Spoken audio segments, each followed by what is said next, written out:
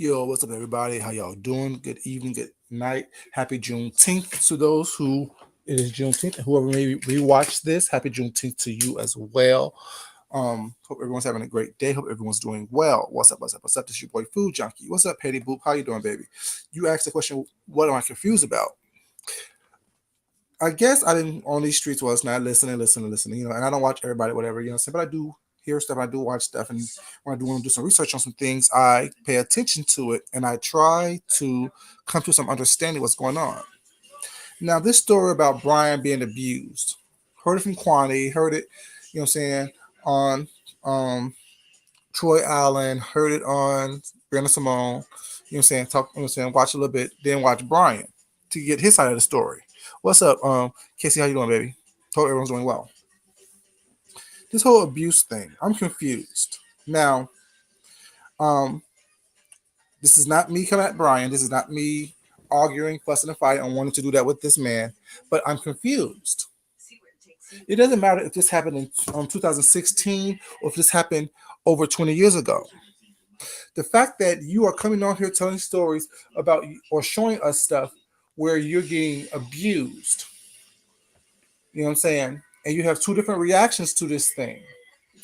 My confusion comes from. I'm trying to turn the CV down. You guys, sorry about that. Let me turn this shit off. No, bitch, turn it off. Go off. Thank you. My confusion comes from several things. We seen earlier this year where Brian pulled a gun out, or got his gun, I should say, ran to get his gun when he was quote unquote assaulted in the sauna. I guess he told a story about him being abused in 2016 several times, he said. But him being slapped several times and called out his name didn't warrant a reaction because he said he was wrong for talking on the phone with someone's ex.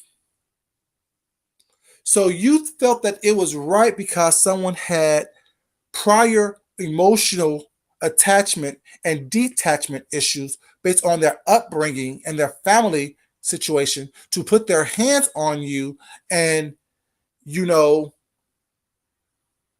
defend that individual's behavior. One individual was white, one individual was black. The black individual, who asked you not to film him, which you did anyway, put his hands on you, you run to get your gun. The white individual slaps the fuck out of you twice, call you a nigger, and you do nothing but defend him because you was wrong. But you don't see where you was wrong at spraying cologne or perfume or whatever you sprayed in a heated sauna and film someone. So you didn't provoke that individual to put his hands on you?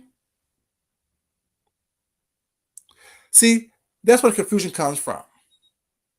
You're so evolved now that when a black person that felt provoked by you put their hands on you, you run to get your gun. But when you was less evolved, a white person slaps the fuck out of you, call you a nigger, and first thing you do is apologize and sit down and look at him. And your excuse is you're a black man in Texas.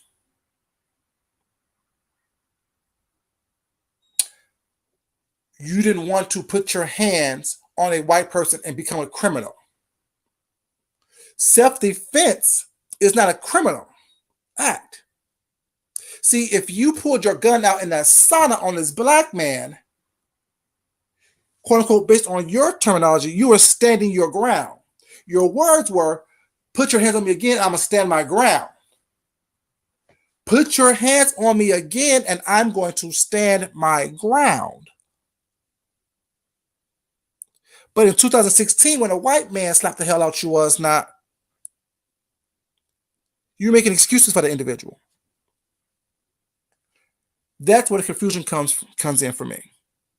I'm confused as how when you was younger and let you tell it less evolved, you sit there and get abused, because that's what it is. A slap is an abuse.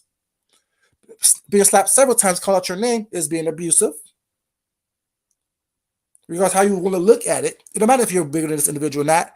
He still slapped the shit out of you twice and called you a nigger because he thought you was quote unquote talking to someone on the phone. And you make excuses because he have anger issues or detachment issues with his parents and all these other things. You have all these excuses for this white person, but yet you pull a gun out on this black person in the same state of Texas. But with the black person, you're standing your ground. But with this white person, you have all these excuses for. That's where the confusion comes in for me. I'm confused. See, let me tell you my story. Because we always have these little stories where it's not, one way or the other. And I told you the story before, so there's no big deal. There's no tea being spilled here on my part. I told you the older gentleman I was dating was not, we broke up. He fixed, because I told you he used to cook for me and iron my clothes and do all the stuff for me when I worked my jobs. Well, it's not, I always worked 2 jobs or been in school and had a job because we always had 2 things going on, more than one thing going on. So when we broke up, whatever, I still tried to remain friendly with him. He cooked Thanksgiving. I was able to make it over his house for Thanksgiving dinner, was not. So that Friday night was not, I was getting ready to go out to hang out with some friends, whatever, I said, I had on money, whatever. I had some Gore-Tex, I had on Coogee, I had on, some expensive clothing that I purchased myself while I moved out on my own, was not. He asked me to come over and pick up a plate. I said, sure, I'll come back and pick up a plate on my way out to hit the streets. And opposed to him just handing me the plate, he said, "Oh, come on in. Do you mind eating with me?" Was not. I'm sure I'll eat it. Was not. And by that time, I bought a new truck, whatever, He asked me for a ride. I'm like, yeah, no, I'm good on that. I don't want you in my truck. I don't want that aspect of our friendship to happen. So at that point, he gets upset and says, "But you come over here and eat my food, right?" I'm like, "You want this food back? Do you want it back?" And his response was, "If I did, you wouldn't like how I get it back." Oh, you crazy. You trying to threaten me. Let me get up out of here because I don't do that. As I was leaving, he blocks my passage and pulls a gun on me. I told you this already, Needless to say, I left that house unscathed. He was in a house needing stitches, 26 stitches in his head to be exact. When I called the police, because as I was getting out the house, out his home, I left my car keys in my coat. Because I took everything, I took it off, whatever, to eat. I was eating my coat and stuff on. So I had my Gore-Tex coat and my car keys in there. So, finding my way out the house, I left my keys in my coat in the house. So we calling the police, was not. Police comes, I'm covered in his blood. They thought I was hurt. I'm like, I'm fine, I'm good.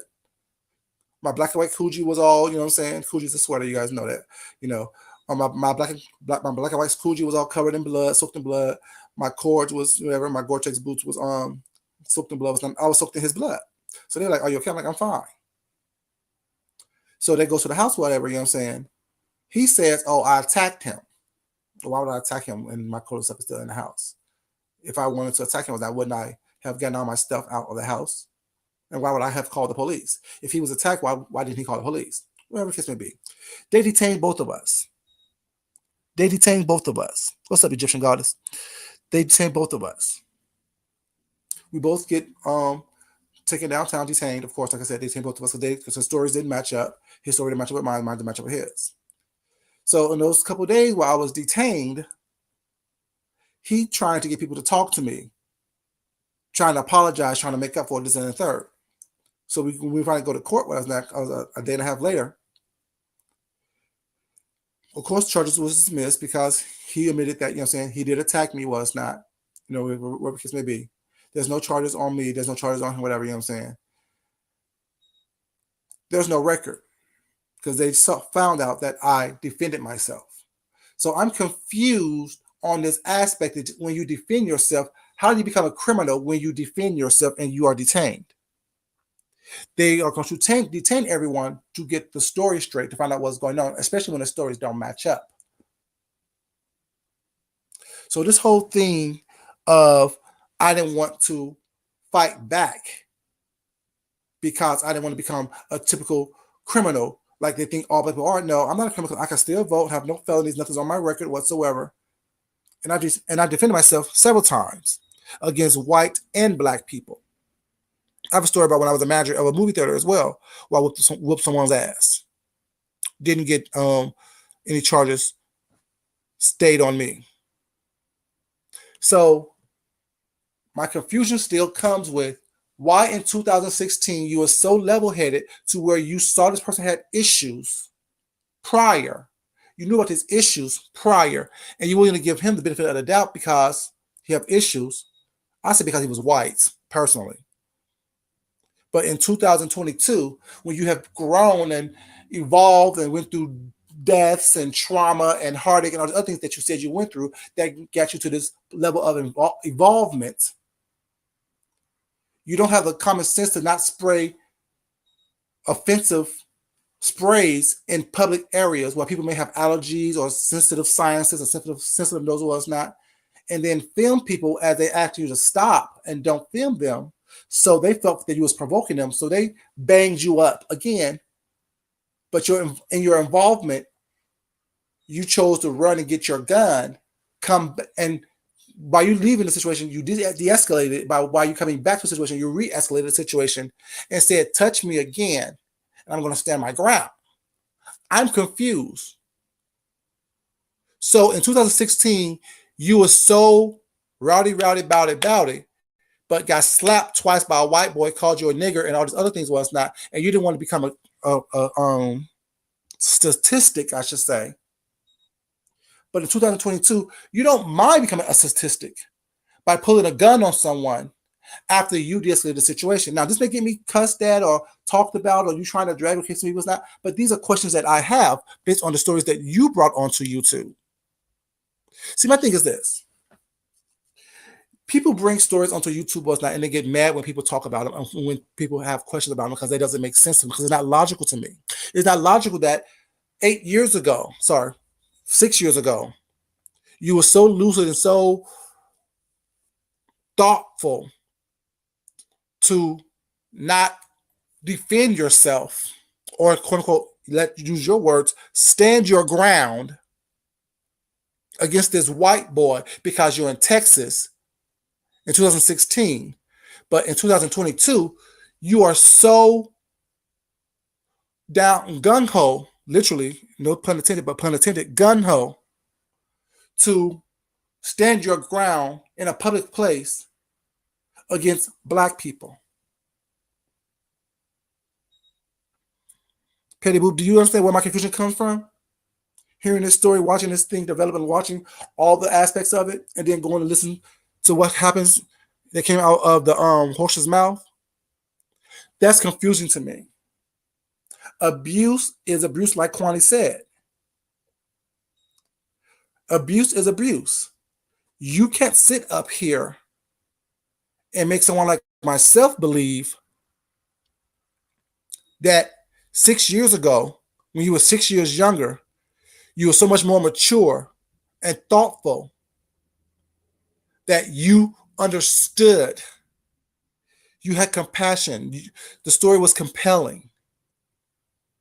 And based on what you said, it seems as though as this person slapped you twice and called you a nigger, you still stay with this individual.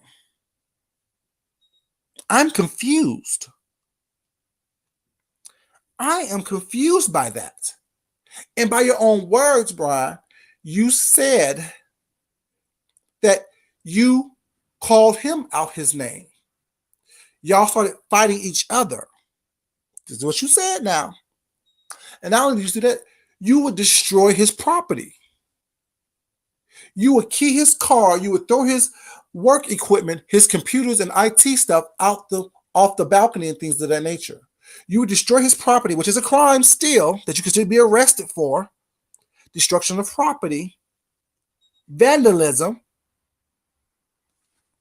is a crime. So you thought that was more conducive to being a black man in Texas than actually defending yourself after someone literally assaulted you. See, and you got mad at Troy Allen. He's messy. Troy Allen's messy. I mean, he is. I never known of a straight man to be that messy, but that's That is what it is, you know. But you got mad at Troy Allen because he said that you was in an abusive relationship. But Brian, do you not realize that you yourself said you was in an abusive relationship? You all but admitted, well, no, you damn near admitted that you was in an abusive relationship. Abuse doesn't just come in physical. It's emotional. It's verbal. It's physical. And based on what you said about this relationship with this individual, y'all was in an abusive relationship. He hit you. You did nothing. That time, let you tell it. But you said you started to hit him back. You started to fight him back over time. You will call him out his name. He will call you out your name. You will destroy his property. All that is abusive. All that is abusive. Now, you can get mad if you want to. You can get upset if you want to. It's not. But these are things that you said out of your mouth. These are things that you admitted to in that video. Now, you can try to cuss me out and go screaming and yelling and do all the stuff that you do, whatever you're saying, clown, read the drink, that. But when someone put a gun on me, I split their head open. When someone put a gun on me and tried to keep me somewhere where I didn't want to be, I split their head open, which caused them to get 26 stitches. And I was drenched in their blood. And I still called the police. I'm not a bad mama jama. I'm just saying, like I always say, I would defend myself to the fullest to ensure that I would never be hurt. Physically, emotionally, spiritually, and or financially. Because whatever I do to defend myself, I can defend it in the court of law against anyone of any race. I've told y'all, I've been detained several times, but I don't have a record. I've been detained several times, but I don't have a record because I don't just go out here causing trouble or doing shit that I can't defend. Where I am in the right, where I can prove that I was defending myself and I was in the right. But I'm just, like I said, this whole abuse conversation that's been going on all day or for the past couple of days was not, I'm confused by. Because in 2016, you was in an abusive relationship with a white boy where you was physically assaulted, mentally abused, and where you admitted to mentally and physically abusing him as well. But you want to get upset because someone says that. Well, it is what it is, Brian. You can't say, oh, well, he slapped me, but I deserved it. I provoked him. What was the provocation? Being on the phone with someone that was, like you said, was your friend initially, that he may have dated and was now his ex? I'm confused by that. See, that in itself is abuse. Someone telling you who you can and cannot speak to, who you can and cannot befriend, and physically touching you to keep you in line. That's abuse. That's mental and emotional abuse,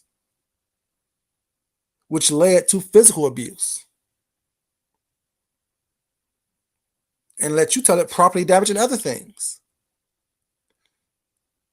See, when excuse me, when Kwani said that y'all like toxicity, y'all like toxic things in your life, and I say that as well, a lot of people say that, y'all don't see what people mean by that. Y'all think that people are trying to read you, roast you, gag you, and drag you. No one's trying to do that. I know I'm not.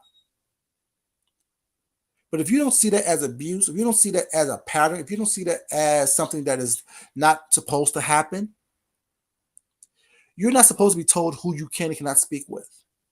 That's why when I do what I do on here, when I say I use sex espionage against people, whatever, a lot of y'all think that, may think that, well, he's been disrespectful to his husband. My husband's upstairs. My husband knows who I lay down with every night, who I wake up to every morning. My husband is secure enough in who he is and what we have to where if I'm on the phone talking to someone, if I'm on here flirting with y'all, if I'm on the phone flirting with someone, what's not, he's right there because he knows exactly why I'm doing it and what I'm doing. And I wish a motherfucker would tell me I can't talk to someone. Try to control what I say and do with my mouth and my body as far as speaking to someone. Now, he may not always like it, but like I always say, he know who he married. I'm not going to sit here and allow anyone to try to tell me what I can and cannot do. And then, if I don't go by what they say, beat it out of me or threaten me or hold me hostage in a space or place where I don't want to be. See, I don't do abuse. I don't abuse, nor will I be abused by anyone, mentally, physically, spiritually, verbally. That's why I get into it with people on here. Because you think you could talk to me any kind of way. I'm here to tell you, you can't. Think about everybody that I've had a conversation with in a harsh way, who spoke to me in a way where I asked them not to speak to me in that way. It all stems from them thinking they can do what they want to do to me, and I'm here to see it's not going to happen. I tell you it's not going to happen, what's not, but you don't believe me until I show you it's not going to happen. I will not allow people to talk to me any kind of way, call me anything, treat me any kind of way, and you damn sure won't put your hands on me. That's why I say people can talk all the mess they want on here, but I guarantee you it will not be the same if you saw me in person. Don't let what you think be the reason. I'm just saying, if you know better, you better do better. If you know you got some issues, what's not, keep that shit over to you because we all got issues. It's not fair for me to take my issues out on you, and nor will I allow you to take your issues out on me. It's not fair for me to take my insecurities out on you, and nor will I allow you to take your insecurities out on me. So whatever insecurities you may have, keep them to yourself and get them dealt with. Because I'm not here to be your counselor. I'm not here to be I'm here to support you, to love you, to cherish you, to make sure that you feel comfortable and safe and loved by me. But as soon as you show me, that goes for anyone, that you're not here for me, I can show you what not being here for someone looks like. I'm just saying. So I'm confused by 6 years ago, you was abused in an abusive relationship with a Caucasian individual, and Paramount did nothing until after y'all was together for a while when y'all started finding each other, was not, or whatever happened. I don't care about all that. That's not the issue. But in 2022, 6 years later, you put a gun on a black man, or go get your gun for a black man. See, they were about on Brown's panel. They were about calling you the word nigger being used toward you. It's like I always say, y'all worry about the wrong things. Y'all talk about the wrong shit on here. Y'all so busy trying to be sensational and having the sensationalism of everything else not. And y'all not really hearing or grasping the topic of the discussion that needs to be had on here. Why would you allow a white man to abuse you and do nothing? Because you said that you provoked him. When in 2022, you provoked a black man by filming when he asked you not to, by spraying stuff that probably irritated his allergies and his sinuses was not. And when he did the same thing the white boy did, gave you 2 taps to the chest. Well, the white boy gave you 2 taps to the face. The black man gave you 2 taps to the chest. You run to get your gun for the black man and threaten, if you touch me again, I'm going to stand my ground. But when the white boy did it, your excuse of not fighting back or not defending yourself or standing your ground is you don't want to be arrested because you're in Texas. Weren't you in Texas at that sauna? Weren't you in Texas at that little spa you was at when you went to get your gun? So what I heard in this whole commentary is it's okay to stand your ground against a black man, but it's not okay for you to stand your ground against a white man who assaulted you as well. Now, they both assaulted you. They both assaulted you. And 6 years ago, Texas was also a stand your ground state as well. Mm-hmm. So why is it okay for you to run and get your gun to threaten to stand your ground against a black man? But it's not okay for you to defend yourself against the same type of assault the same way against a white man. See the confusion? You see why I'm confused? You see why I look at things differently and look at things sideways? Why is it okay for you to stand your ground and run and get your gun for a black man who assaulted you? But it's not okay for you to run and get your gun and stand your ground against a white man who assaulted you. I'm confused, Brian. This is not me reading, roasting, gagging, or dragging you, just like you corrected Troy Allen, just like you talked to Troy Allen, said you wasn't reading, roasting, and gagging him. Same thing with me and you, Brian. I haven't cussed at you. I haven't called you out your name. I haven't done anything nasty to you. I just had a couple questions and gave you a little bit of story of mine. How is it okay for you to run and go get your gun against a black man who you said assaulted you so you can stand your ground, but you made all these excuses as to why you didn't defend yourself in the same manner against this white man?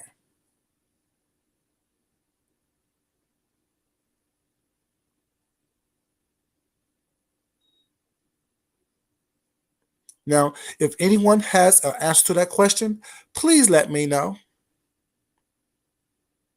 If anyone has an answer to that question, please let me know. Please enlighten me so you can help me come out of this confused state of being that I am in about this topic and this subject. Because everyone's so upset about, oh, well, he called you a nigger. No, I don't care about all that. Fuck what they say. I'm more concerned and confused about Brian's actions. How it's so vastly different, it seems, based on race. Because I'm more mature now than I was 6 years ago. And let Brian say he's more involved now than he was 6 years ago. But in this involved state, he pulls his gun out on a black man or go gets his gun for a black man, but don't go get his gun or even try to defend himself for a white man who assaulted him. He apologizes and defends the behavior of this white person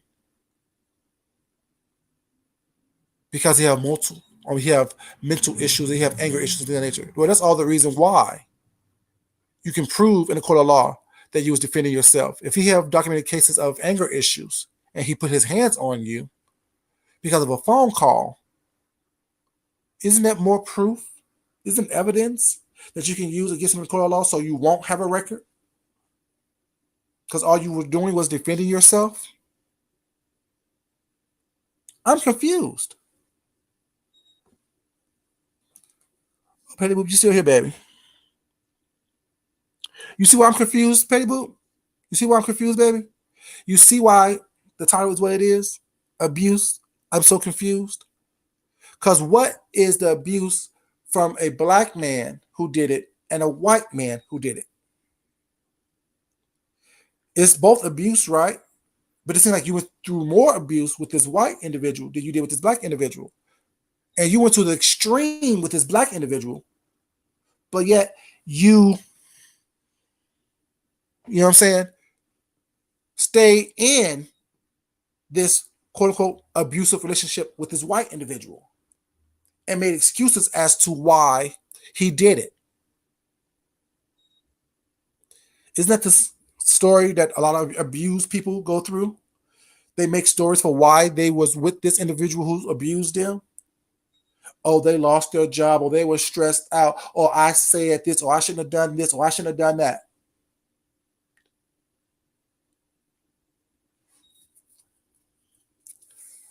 On both sides of the story, I see abuse happening.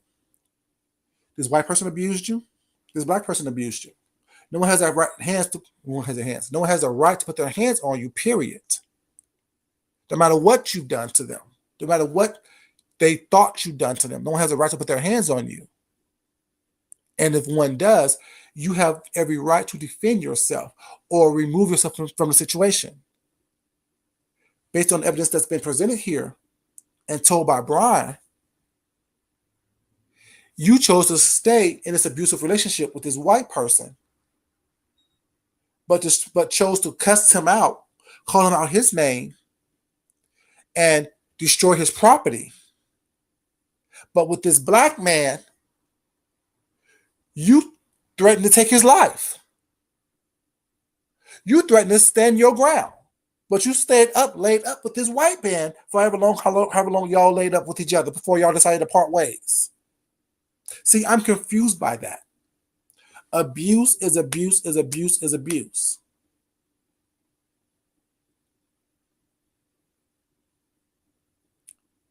And I just wanted to say this on Juneteenth. I'm just saying.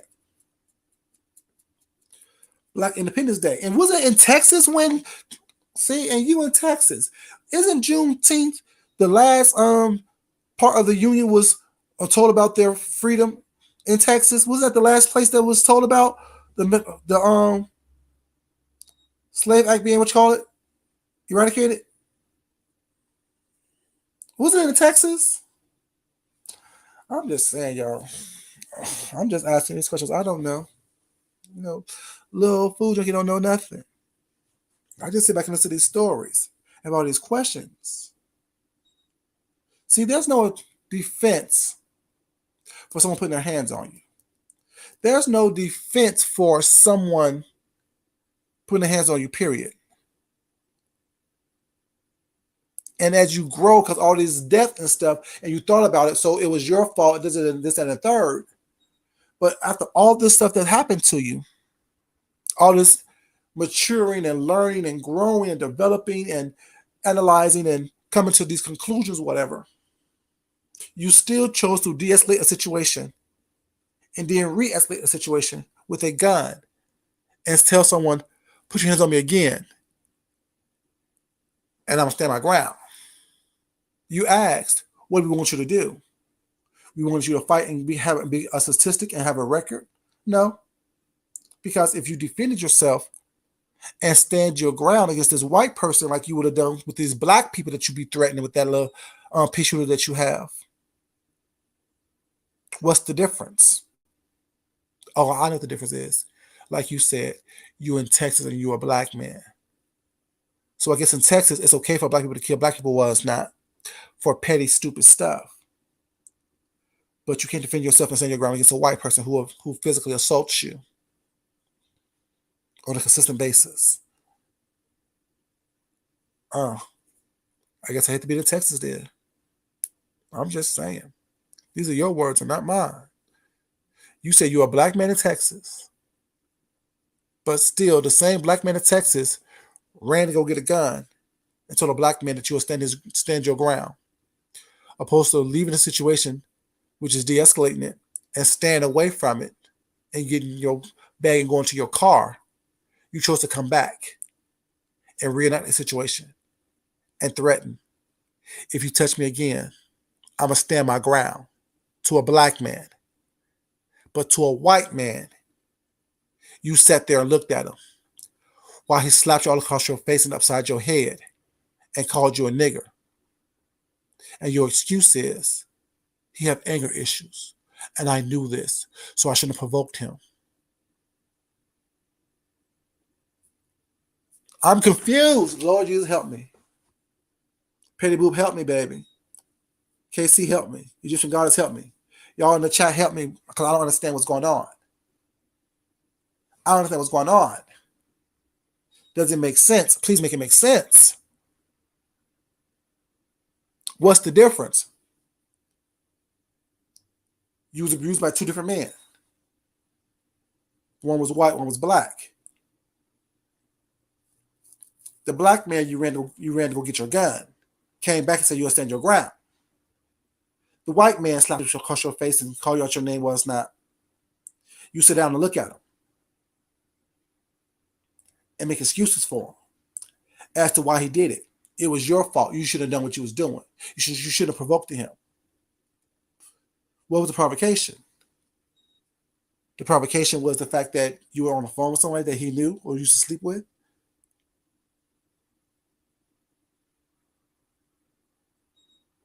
The same guy that I split head open called me years later and asked me for some money when I was with my husband. Guess what I did? Took my husband over to this individual and get this individual money. My husband didn't understand it. He didn't agree with it. But he didn't tell me I shouldn't do it. He didn't give me no advice on it. He just said, baby, I understand why you're doing this when y'all had this tumultuous situation happen. Shit, hell, I don't got no record. He knows not to fuck with me because he know that even with a gun, I would beat his ass. So why would I not help somebody out who needs help? What's not the same, Brian? You come up here and talk to me if you want to. You want me to drop the link, Brian? You can talk to. I mean, like I said, we can talk about it if you want to. If you want to talk about it, let me know. I'll drop the link for you. Like I said, I don't understand. Like I said, I'm confused. I don't understand.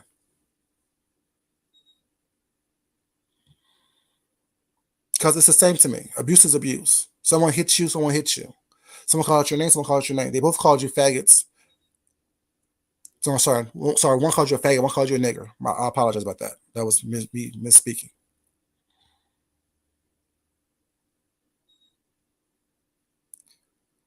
I don't understand what's not the same. It's the same to me. Someone put their hands on you, which they shouldn't have done.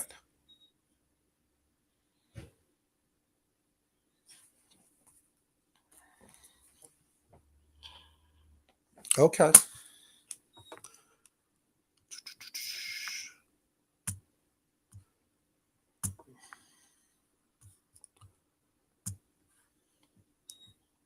Coming right now. Can't see this shit. The damn dark.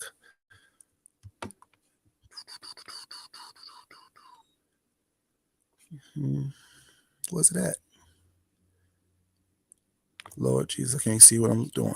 Give me 1 second, Brian. Oh. There we go.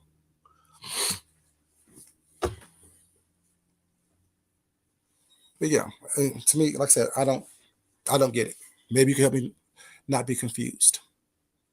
Like I said, this is not a read and roast. I'm just asking questions. I just don't understand it.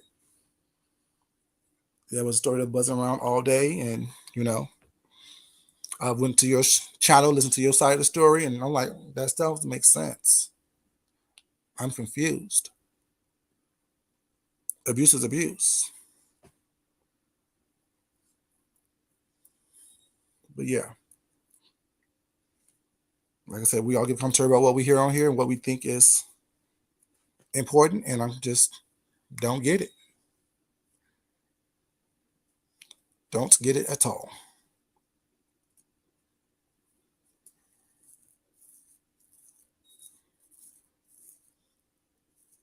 Don't get it at all. I'll wait on Brian to come up, you guys. So, I mean, I got to ask the questions that I asked. I'm asking y'all, but he's in the chat. He said he want to, it's not the same. I want to find out why it's not the same. Okay.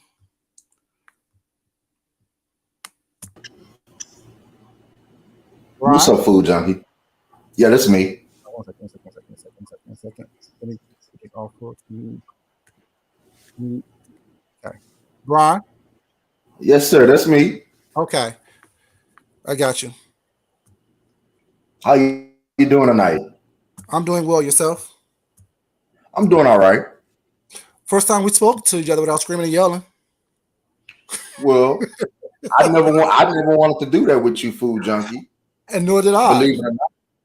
Nor did I. I said, nor did I. I just had a conversation. Go ahead. No, I'm sorry. I don't want to interrupt you while you're talking. Go ahead. No, it's just that, I mean, it started because I had commentary about something that happened on here that you brought on here, and you didn't like. You thought I was trying to come for you, and I wasn't. I was just basically doing what I'm doing now, is asking questions and You know, saying giving my opinion like we all do on here, and it's like you got offended by that. No, that wasn't the case, food junkie. But I think me and you could talk about that at a later time. I don't Yeah, want to derail from what you're saying. I think we could sit down and have a talk about that because I ain't never did nothing but support you, and I was kind of. We'll talk about it at another yeah, time. right, I right, okay, kind of want to talk about what you were saying. yeah. So let's get to the topic at hand. Like I said, in my opinion, based on what I've heard out of your mouth, this Hmm. individual thought that she was on the phone with somebody that you knew prior to being with him. That I guess he used to date, Hmm. correct? Yes, sir. Okay. And y'all was together, I guess, in at somebody's house, yours or his. I'm not quite sure which one. That's irrelevant to the story. But you was on the phone with this individual, so this person thought, and this person got offended by that. Correct? Well, can I tell you right quick? Give you like a quick rundown of what Yeah. happened. Yeah. I just started dating this white dude, okay? And I keep Mhm. making the point because I feel like people got to realize that white and black, us black people, it's a difference between me dating, like say if me and you hypothetically, if we were dating, you're black. We know each other's culture. We know what's, culturally appropriate for each other, but like versus you dating a Hispanic person or dating a Chinese, you got to try to have that in your mind frame that if me and you as black men get in a fight, we ain't gonna call the police on each other. We gonna fight each other. One gonna have to leave maybe, and we just gonna leave it like that. But you don't know if a white person calls somebody and say, "Oh my God, you know, he hit me." Okay, the police gonna look at this white man and say, "Well, yeah, I do see that mark on your face. I Mhm. do see this." So okay. So let me stay in order. Me and this white dude, because I always say, well, they say, well, why you say white? Because it's true. He's a white person. You got to look at stuff like that when you're dating outside of your race. Mhm. Me and this white dude started dating. Okay. Mhm. I was single for a while, and I had a friend named David who lived in San Antonio. Me Mhm. and David Why are would you doxing video that chat.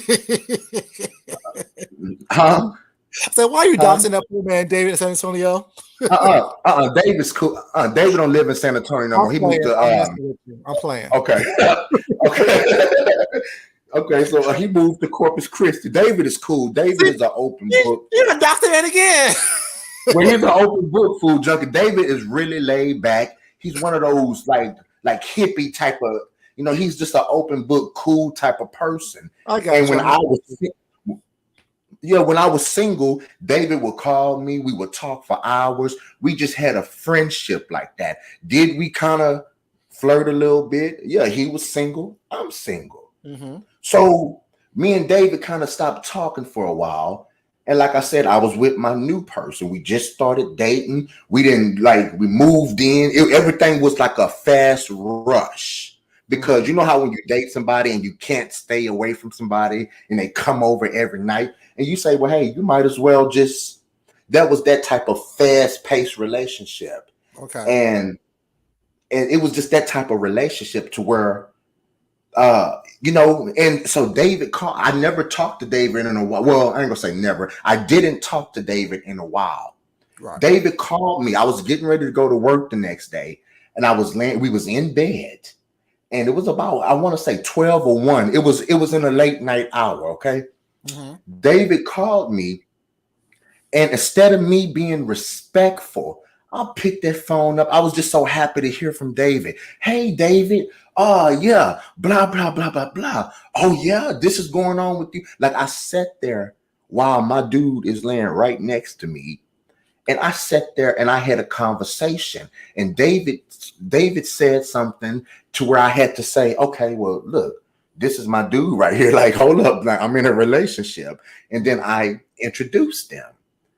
Soon as I hung that phone up, the dude just pa pa because that was disrespectful.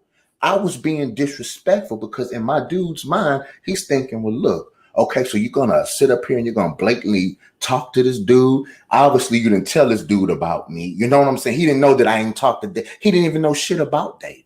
Mm-hmm. Because I just didn't talk to Dave. Like if we're not dating and we don't talk for like 2 or 3 months, people feel comfortable to go back to that old routine of us talking on the phone 2 o'clock in the morning or video chatting 2 o'clock in the morning.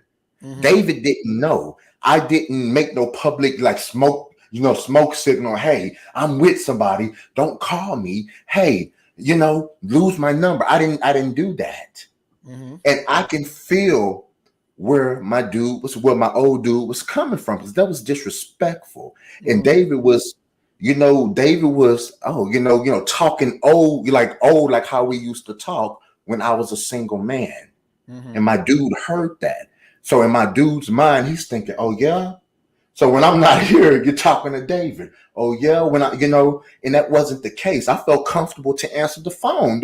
He's laying right next to me. Why would I answer the phone if I was sneaking behind somebody's back Right. or doing this and doing that? So that dude. So anyway, I had to tell David, look, meet so and so. As soon as I hung that phone up, he slapped my ass. J Don had it wrong. He started he It started with grabbing an arm or saying, nah, man, you ain't going out tonight, or just that type of thing. He was a jealous type of person. Mm-hmm. And it just is what it is. That dude been through some stuff in his life. His mama did some stuff to him to where I didn't want to add to that man's abuse. Mm-hmm. And so the N word, when Duchess Kelly Love asked me, have he ever called you an N word? And I was like, well, I'm not a liar. I'm not going to lie about no stuff like that. I mean, we all tell a little white lie here and there. That's part of life. But stuff like stuff like that, I'm not going to lie about that. So I Mm-hmm. said, yeah, I didn't think this was a big deal. But you got to put context behind that. Mm-hmm. I was talking bad about that dude's mom. I was calling him white trash. I was calling him honky. I was being disrespectful to him. I went down there and keyed his car, food junkie. I went down there and threw this man computers over the balcony. Mm-hmm. I went down there and did that Mm-hmm. because I didn't want to hit him. But And do you not when I realize? was, But do you not hmm, realize destruction of property is just as bad as assault? you're absolutely right. You're right. But why would I hit him and have that? I'd rather go to jail for throwing a computer over the balcony than me bigger than him. This dude, even though I'm a big dude, big tall dude, that don't mean that nice looking people don't have they don't like that's not their preference. Right. This dude was jealous over me. This dude was jealous over me. And I'm just not no abuser like that, food junkie. He drove me to hit him. And when I say that, he drove me to start passing a lick back. Oh yeah, you hit me in my face. I'm about to two-piece you right quick to get you up off of me. I started using my weight and you know what I'm saying? But Mm-hmm. people are on here trying to make something that it's not. Ain't nobody sitting up here getting abused, because I had multiple choices of saying, look, Brian, if you hit this dude, that's out of anger. You're going to go to jail. If you hit this dude, you're going to do what this dude told you about when y'all was getting to know each other, how everybody abused that man when he was younger. See, people have trauma in their lives. Mm-hmm. And I'm understanding, because I dealt with molestation and stuff like that in my lifetime that drove me to some things in life that Mm-hmm. I still carry with in my adult years. But people just want to call me crazy. They want to call me this and that, and they don't know stuff that I've been through. You know what I'm saying? In my lifetime. So it's easy to call somebody crazy, or it's easy to sit up there and be understanding that people have problems. This is the world. They got Mm-hmm. demons all over the doggone place. Some people can handle stuff, some people can't. Some people have killed themselves allegedly. I don't want to taint your platform. Okay, some people would harm themselves, or Mm-hmm. some people would work through it and say, I'm strong. Only the strong survive. Right. So, Right. How mhm. did you hear my story that I told on here earlier? No, I actually just turned you on, and Okay. I liked it, and I went and I started listening. Okay. Well, let me tell you about I told a story on here where someone put a gun on me that I used to date back in the days, Hmm. and an older gentleman put a gun on me, whatever, you know what I'm saying? He made Thanksgiving dinner. And I didn't go over on Thanksgiving, whatever, you know what I'm saying? His tradition was to cook for me, whatever I wanted, he would cook for me, whatever, you know what I'm saying? And this, that, and third. So one Thanksgiving, he basically cooked whatever, something that he knew that I liked. Invited me over. I couldn't make it because I was out with some other friends. So the next day I said, I'll stop by your house, pick up a plate, you know what I'm saying? Well, before I go out and hang out with my friends. So, Thanksgiving normally is on Thursdays. So Friday night, I was going to hang out with some friends, this, that, and third. Opposed to him just handing me the plate, he warmed it up and asked me to come inside to eat with him. At that time, I had a brand new truck that I bought myself. And he asked me for a ride in my truck. I'm like, yeah, no, you know what I'm saying? I don't want you in my car. Then he threatened me and was like, well, but you can come here and eat this food, though. So I'm like, you want this food back, basically. And he was like, if I did, you wouldn't like how I get it back. So my thing is, okay, you're trying to threaten me. I was like, let me get up and get up out of here. He put a gun on me and wouldn't let me leave. So I left the house, soaked in his blood, and he needed 26 stitches in his head. I called the police. You know what I'm saying? When the police came, because I had my car keys and stuff inside his house still, because I took out my coat, you know what I'm saying, to enjoy the meal. When the police came, I'm soaked in his blood. His busted open where he needed 26 stitches. The police asked what happened. I told my side of the story, which was the truth. He lied and said I came in to attack him. You know what I'm saying? So we both got detained. When everything was said and done, he I'm sorry, what's this? 1 second. When everything was said and done, we both got detained. Spent a day and a half detained, and when everything got said and done, charges was dismissed against me, and I didn't press charges against him. I just want the situation over with. My thing is this: I understand how people think.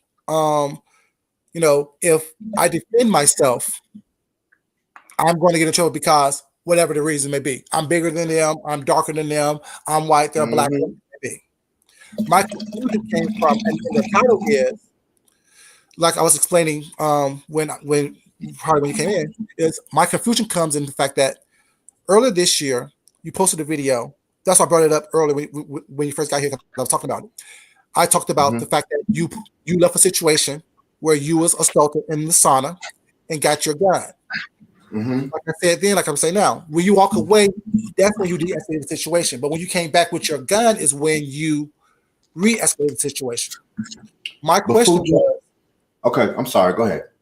My question was, you said that you understood 6 years ago that you didn't want to re-traumatize this individual after he abused you, which I'm sorry, you say it's not abuse, but it is. When someone put their hands on you, that's abuse. I know you may not look at it that way, but it is what it is. You know what I'm saying? Because if you would have slapped him initially and he called the police on you, they would have said it was domestic violence. You know what I'm saying? So my thing is the fact that you didn't respond 6 years ago, and when I watched your video earlier, you were saying that you went through all this situation in your life with death and stuff, and you grown. But my question was, where my confusion came in was, if you wasn't this person that you are today, 6 years ago, you was much more about it. So you led us to believe. Why did you take the same action or some kind of action against him when he slapped you that you took against this man this year who hit you in a sauna? To me, they both abused you. They both hit you for no reason. Both of them should have put their hands on you, period. You know what I'm saying? So I don't want you to think that I'm trying to say what happened was what needed to happen. No, they both should have put their hands on you. My confusion was your response was totally different. Well, Food Junkie, when I said that I'm a different person, Food Junkie, like I said, I had trauma when I was younger, and that when I was around 12, 13, that kind of messed with me. And I started acting up in school. I started fighting. I started cussing out teachers, cussing out principals. When I say that I had to learn how to process that instead of trying to hold it in and try to, I had to learn how to be a better adult. So in 2016, I'm not saying I was rowdy about it because I wasn't. Food Junkie. Mhm. That was in my high school years and my 19s, and just being wild, partying and hanging out with my friends. And that's why I'm late going to college now, because I did have a certification. I worked in that field for years. I wasn't thinking about a degree. I was thinking about going to work, earning that paycheck, pay my bills, and whatever's left, I'm going to party. I'm going to enjoy being young. When I say I had to grow up and I had to tell myself, like, you're walking with this hurt. You're drinking, you're smoking, you're doing this. When I say that I had to grow up for real and I had to calm my anger, fighting with my family, just being unrooted, I had to change my ways. I had to Mhm. change my life and grow up. And so when I said that, when I was with him, I'm gonna answer your question. I'm sorry for babbling, but I'm gonna answer your question. The difference between that situation and that sauna situation, this dude sought me out. We sat up there and made a connection. He sat Mhm. up there and told me all his. People don't just meet people and spill their hurt like that and I their understand. childhood trauma.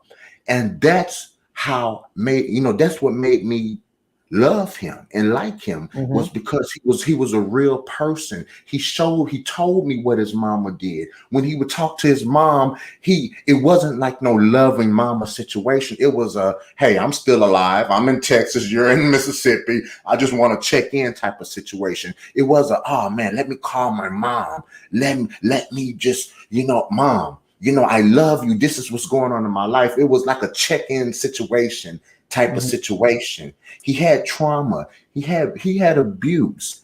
And so Mhm. when he sat down and opened up his heart, because it's hard for someone to sit up there and open their heart up and want to truly let someone know who the fuck I am. Hey, this is me. This is what happened to me. I'm embarrassed, and that it was that type of situation. So Mhm. the difference is that dude in that sauna, he's a perfect stranger. I Mhm. did nothing to that man. But did you see the video, Food Junkie? Yeah, I saw it. Okay, so you can see how the young lady. Okay, a lot of stuff happened before I turned that camera on. I'm always thinking, Food Junkie, in my life. I'm always I'm always aware that I'm a big six something, 6 foot tall, something big black man. I know what America would give me. They'll shoot me down, Food Junkie. I Mhm. have to act a certain way. I have to prove. I have to work extra hard because and I hate to say it, Food Junkie, but you are a light-skinned man, Food Junkie. I don't want to say it like that. You're still black. You get the same stuff that I get from outside of our race, but you know that a police officer will look at you like you're, and it just is what it is. I'm a big ass. Because you are an older guy. You look professional. You're not but when you look at me, you think, okay, he got the beard. He's a big old black man. Oh, he's a thug. Let's just take this big black man down. You're not a big guy. You're like a normal, I don't want to sound ignorant, but it's my truth. I've got discriminated. People thought I was just from the hood, a gangster. And when I had to open my mouth and tell them who I was and, kind of put like a white person in line or someone who's discriminating against me at that time, they said, oh, this dude is educated. Oh, this dude know how to handle certain situations. I have to be aware that appearance, you know what I'm saying? They're gonna look at me like I'm just a big dangerous black guy. They won't give you that same treatment, Food Junkie. And that's the truth. They're not. And so that situation with that dude, the difference between that was when I was talking to that young lady, I sprayed some spray on me. I leaned out the sauna because when you walked in there, it stank like cigarettes. And when I go sit in that sauna, I go get on a treadmill, go sit in the sauna. I go do something else, come back and sit in the sauna. People can come in and out that sauna. People just ain't sitting there for hours. People go do a workout, come back, go play with the ropes, lift some weights and come back. Mhm. So when I went in there, it just stank. I didn't say nothing to these people. I leaned out the door. I sprayed a couple of sprays and I closed the door back. It was like a 5-second transaction. She started talking to me and she Mhm. started disrespecting me, telling me, why the fuck did you, well, excuse me, I'm sorry, it's Food Junkie, or why the F you sprayed that? And She was just talking to me like I was nothing. So and I asked that woman to leave me alone. And that's when you see me turn my camera on and you see me tell her, look, this young lady right here tried to check me about spraying.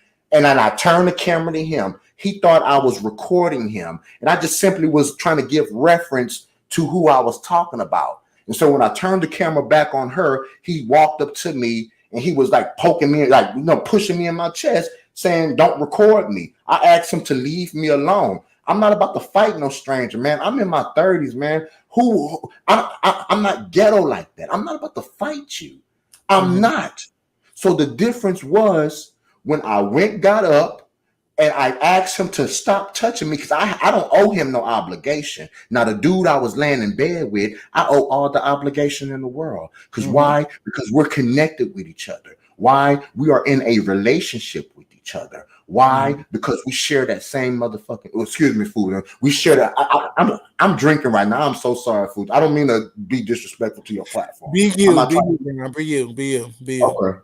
Okay, so I can cuss a little bit. Okay. Okay. I'm gonna hold my mouth. I'm gonna respect your platform. Okay, so that's who I share a bed with. I have a connection with that person. I have an obligation, whether he was white, Chinese, Pakistan, whomever.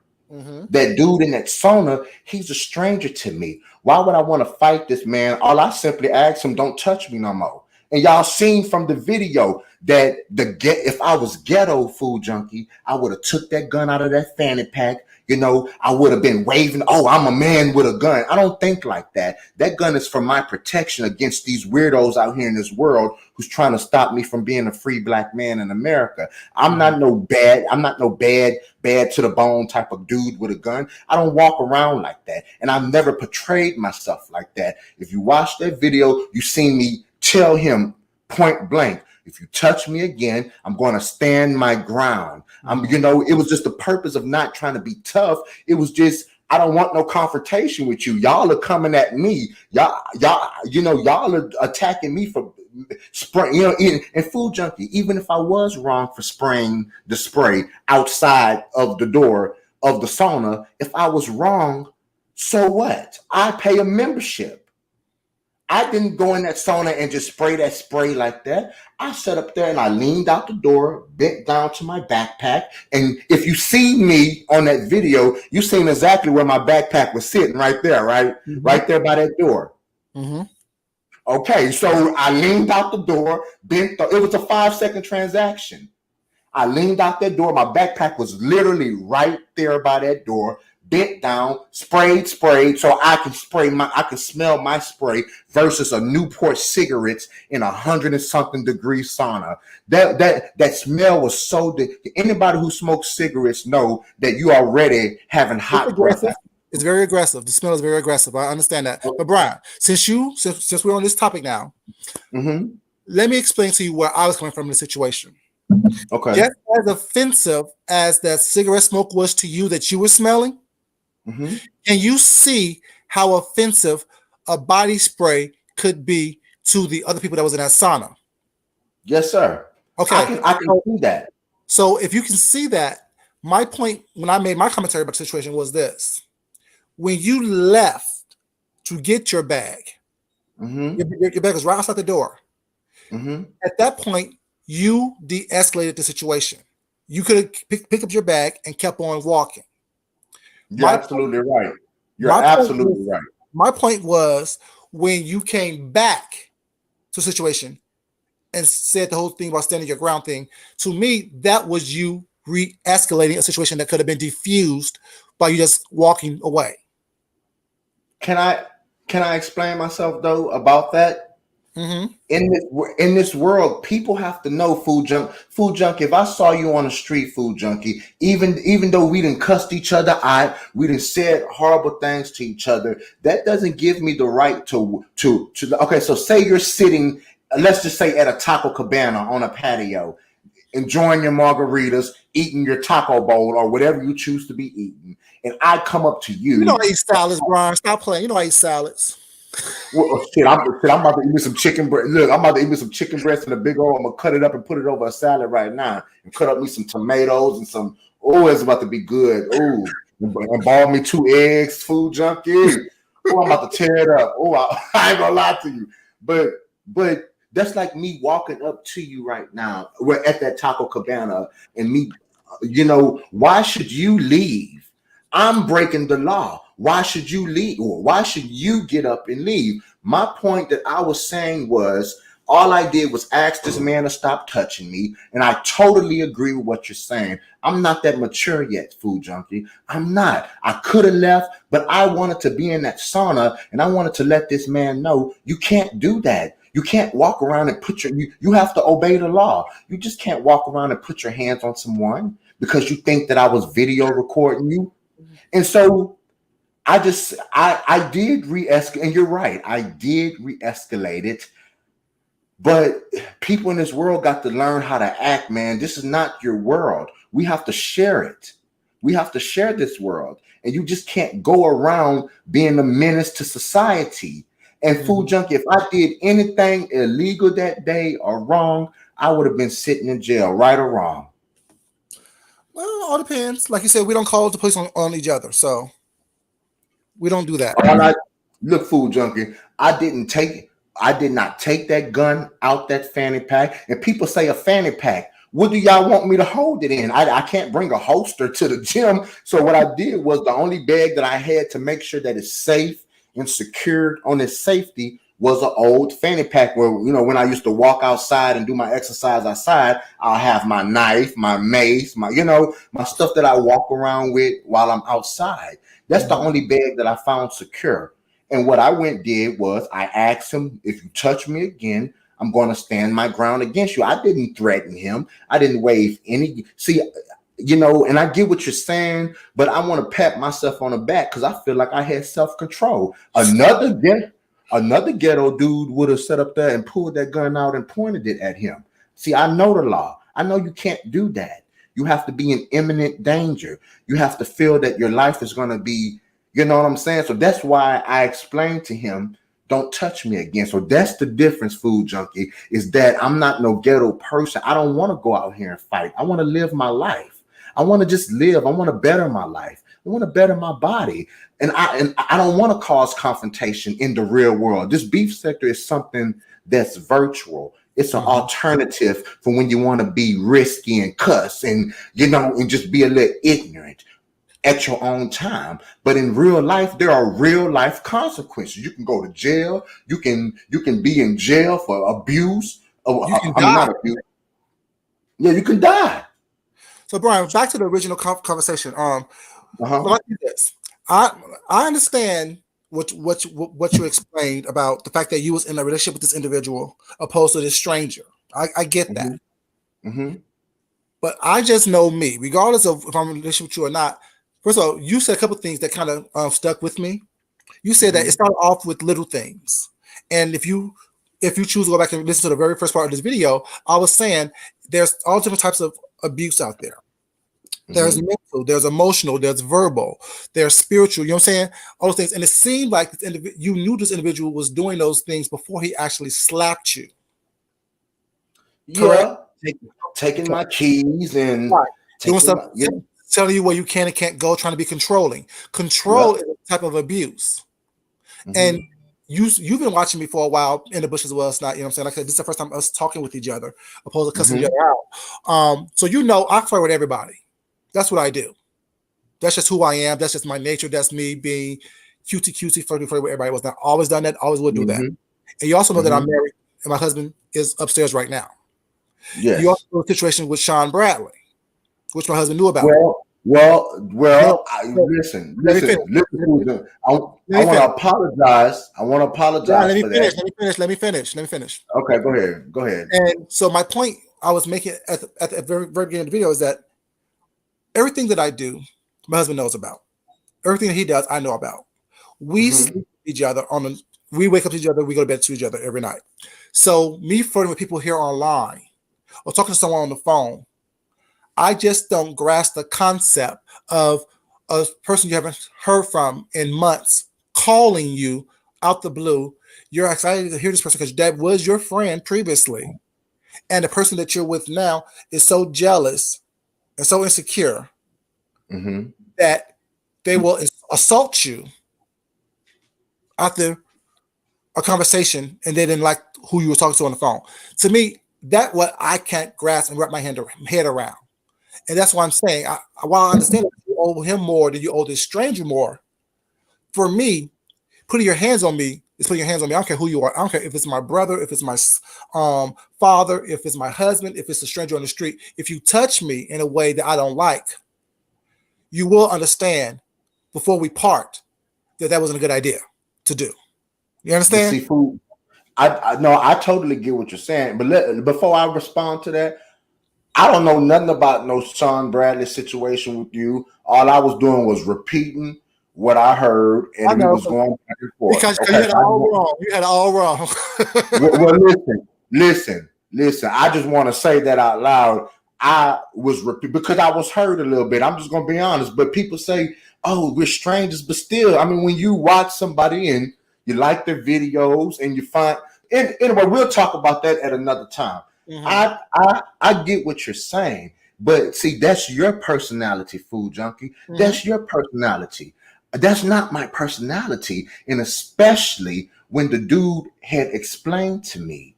So when he slapped me, I had to say to myself, well, why did he do that? And I had to look at my actions and my disrespect. I totally get what you're saying, but I'm just a different person. I like to take accountability for my stuff. My shit that I do, I like to take my responsibility and my accountability, and I like to see the other side of things. Maybe that's just a character flaw of mine. Maybe that's It's just not what it is. careful. Maybe. It's not careful. I think we're saying the same thing. I think it's like that. I am always aware of what I'm doing, but like I said, I can't control what someone else does. All I can control is Mhm. how I respond to what they do. If that makes sense. Yeah, it And makes a my lot thing of sense. is, when someone put their hands on me, period, that is the ultimate disrespect for me. I don't care what you've been through. Your trauma is your trauma. Like you made use a couple things that resonated with me as well. You don't Mhm. know my story because I don't bring my story here, but just let's just say I don't look like or carry myself about what I've been through in my life. When you mentioned about fighting and being suspended and expelled, that was me too. I was Mhm. suspended at least once a week for fighting. In I school was suspension. I was go- also In, expelled for school for fighting a teacher. I told y'all the story before. I was expelled for fighting a teacher in 8th grade. I fought a teacher in 3rd grade. I'm so my thing is I'm how I am today is not how I was yesterday. because So you I grew grew up, in life, but at and the same life time, found you. but at the same time, it's absolutely nothing to get me back to where I was either. You know what I'm saying? Because I don't ever I forget hear that. you. My point I, is that's why I could come on here, cuss someone out real good, and be okay the next day because I don't stay there. I can visit. I can deal with what I need to deal with to get you up off me. Say what I need to say, good, bad, and or indifferent. And I don't apologize for anything that I've said to anyone here because for me, I said that because I don't think I said anything initially to start anything with anyone on here. You may misinterpret what I've said. You may thought what I well, said incorrect, but I don't apologize for anything said. That's why I always say, can I tell you what it was for me, food junkie? what was It it, was bro? the comment in the chat for me, and I was like, What what? comment was it? Me and you will talk. I'll come back on your panel and maybe we Tell can. me now. It was a comment that you said. Well, he's still big as hell or something like that. I'm like, I've never done nothing to food junkie. I ain't done shit to food junkie. You're I like fine. the food junkie. Just like you said, I lost weight when Sean Bradley dumped me. Come on now. I Now. food junkie. I was just trying to say, hey, the food junkie. I was trying to just say hurtful shit, food junkie, because I was taken aback. I always thought you to be neutral. Whether I me am and neutral. Deanna, whether me and Deanna or me and James had a problem, I figured, well, Food Junkie is a mature grown man. But it is what it is. Those are your people. You're supposed to ride for your people. And it just is what it is. And I was lashing out. I'm gonna be a nigga about it. I was just trying to Brian, say you what I know can say. that if anyone that knows me on here know that I don't talk a bunch of mess on my channel because that's not what it is. I talk like on Jay Wilson's channel, when I talk, when I go to his channel every once in a while, I talk shit in the chat. I talk shit in Yeah, Deanna's chat. I talk shit I in didn't Jay. know that. So I my didn't thing know is, that. that's I'm what I sorry. do. I don't talk shit over here because it's not that serious for me. I just go with what the conversation is in the chat. And if I have something to say, it's not, I say it. And it wasn't even, let's say, I don't have anything against you. I never had anything against you. I just commented based on what someone else said up there. Was that my response was to whatever was said. And if you got Well, that wasn't my intentions, but at the same time, I can't control how you take what I say. You know what I'm saying? exactly, exactly, I can't control exactly. that. Well, listen, look. It is what it is. Me, I like to apologize because I've done some fucked up shit in my. See, food junkie. I wish you had one of them beep beep thing because I cuss. I'm sorry. You I'm not good. doing. I don't want you to think I'm doing it on purpose at You good. You all. good. You good. You I'm good. You good. okay. So I've done some messed up stuff in my life to where karma hit me gut punches in my fat gut. Bow, bow, gut punch, instant karma.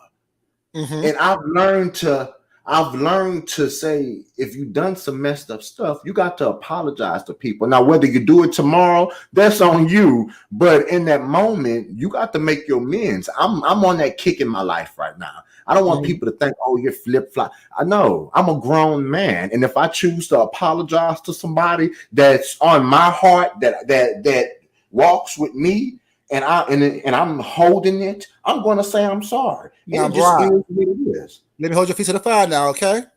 Yeah, go ahead. Don't be on your channel tomorrow or the next couple of minutes cussing me out because I seen you Well, come with people's panels, make amends, and then the next day you cuss them out again. If there's a okay, can you problem, tell me who I done that to, food junkie? Tell me who I done that to, please. James, Deanna, Jay Wilson. No, Should I keep no, going? hold on.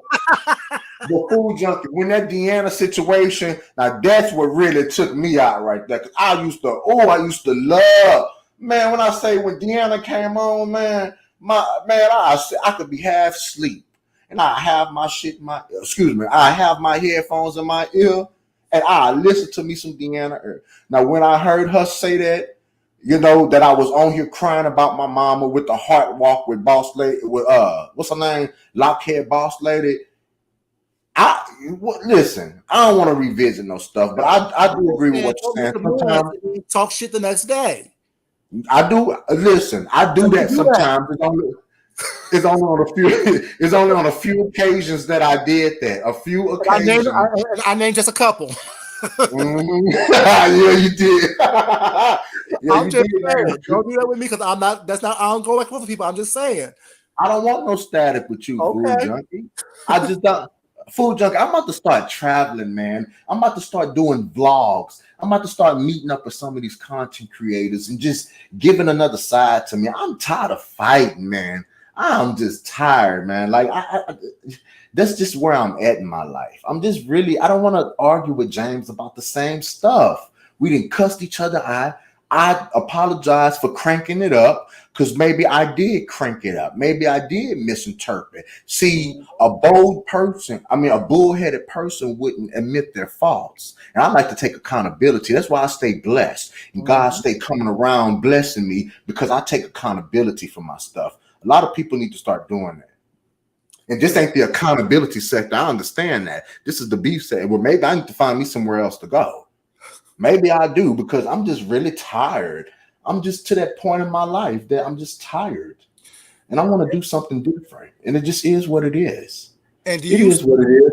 do But you I'm about to understand? cut I'm about to cuss Kwani out in a few minutes though. I'm about to and after the Kwani situation, maybe I can personally move on with my life.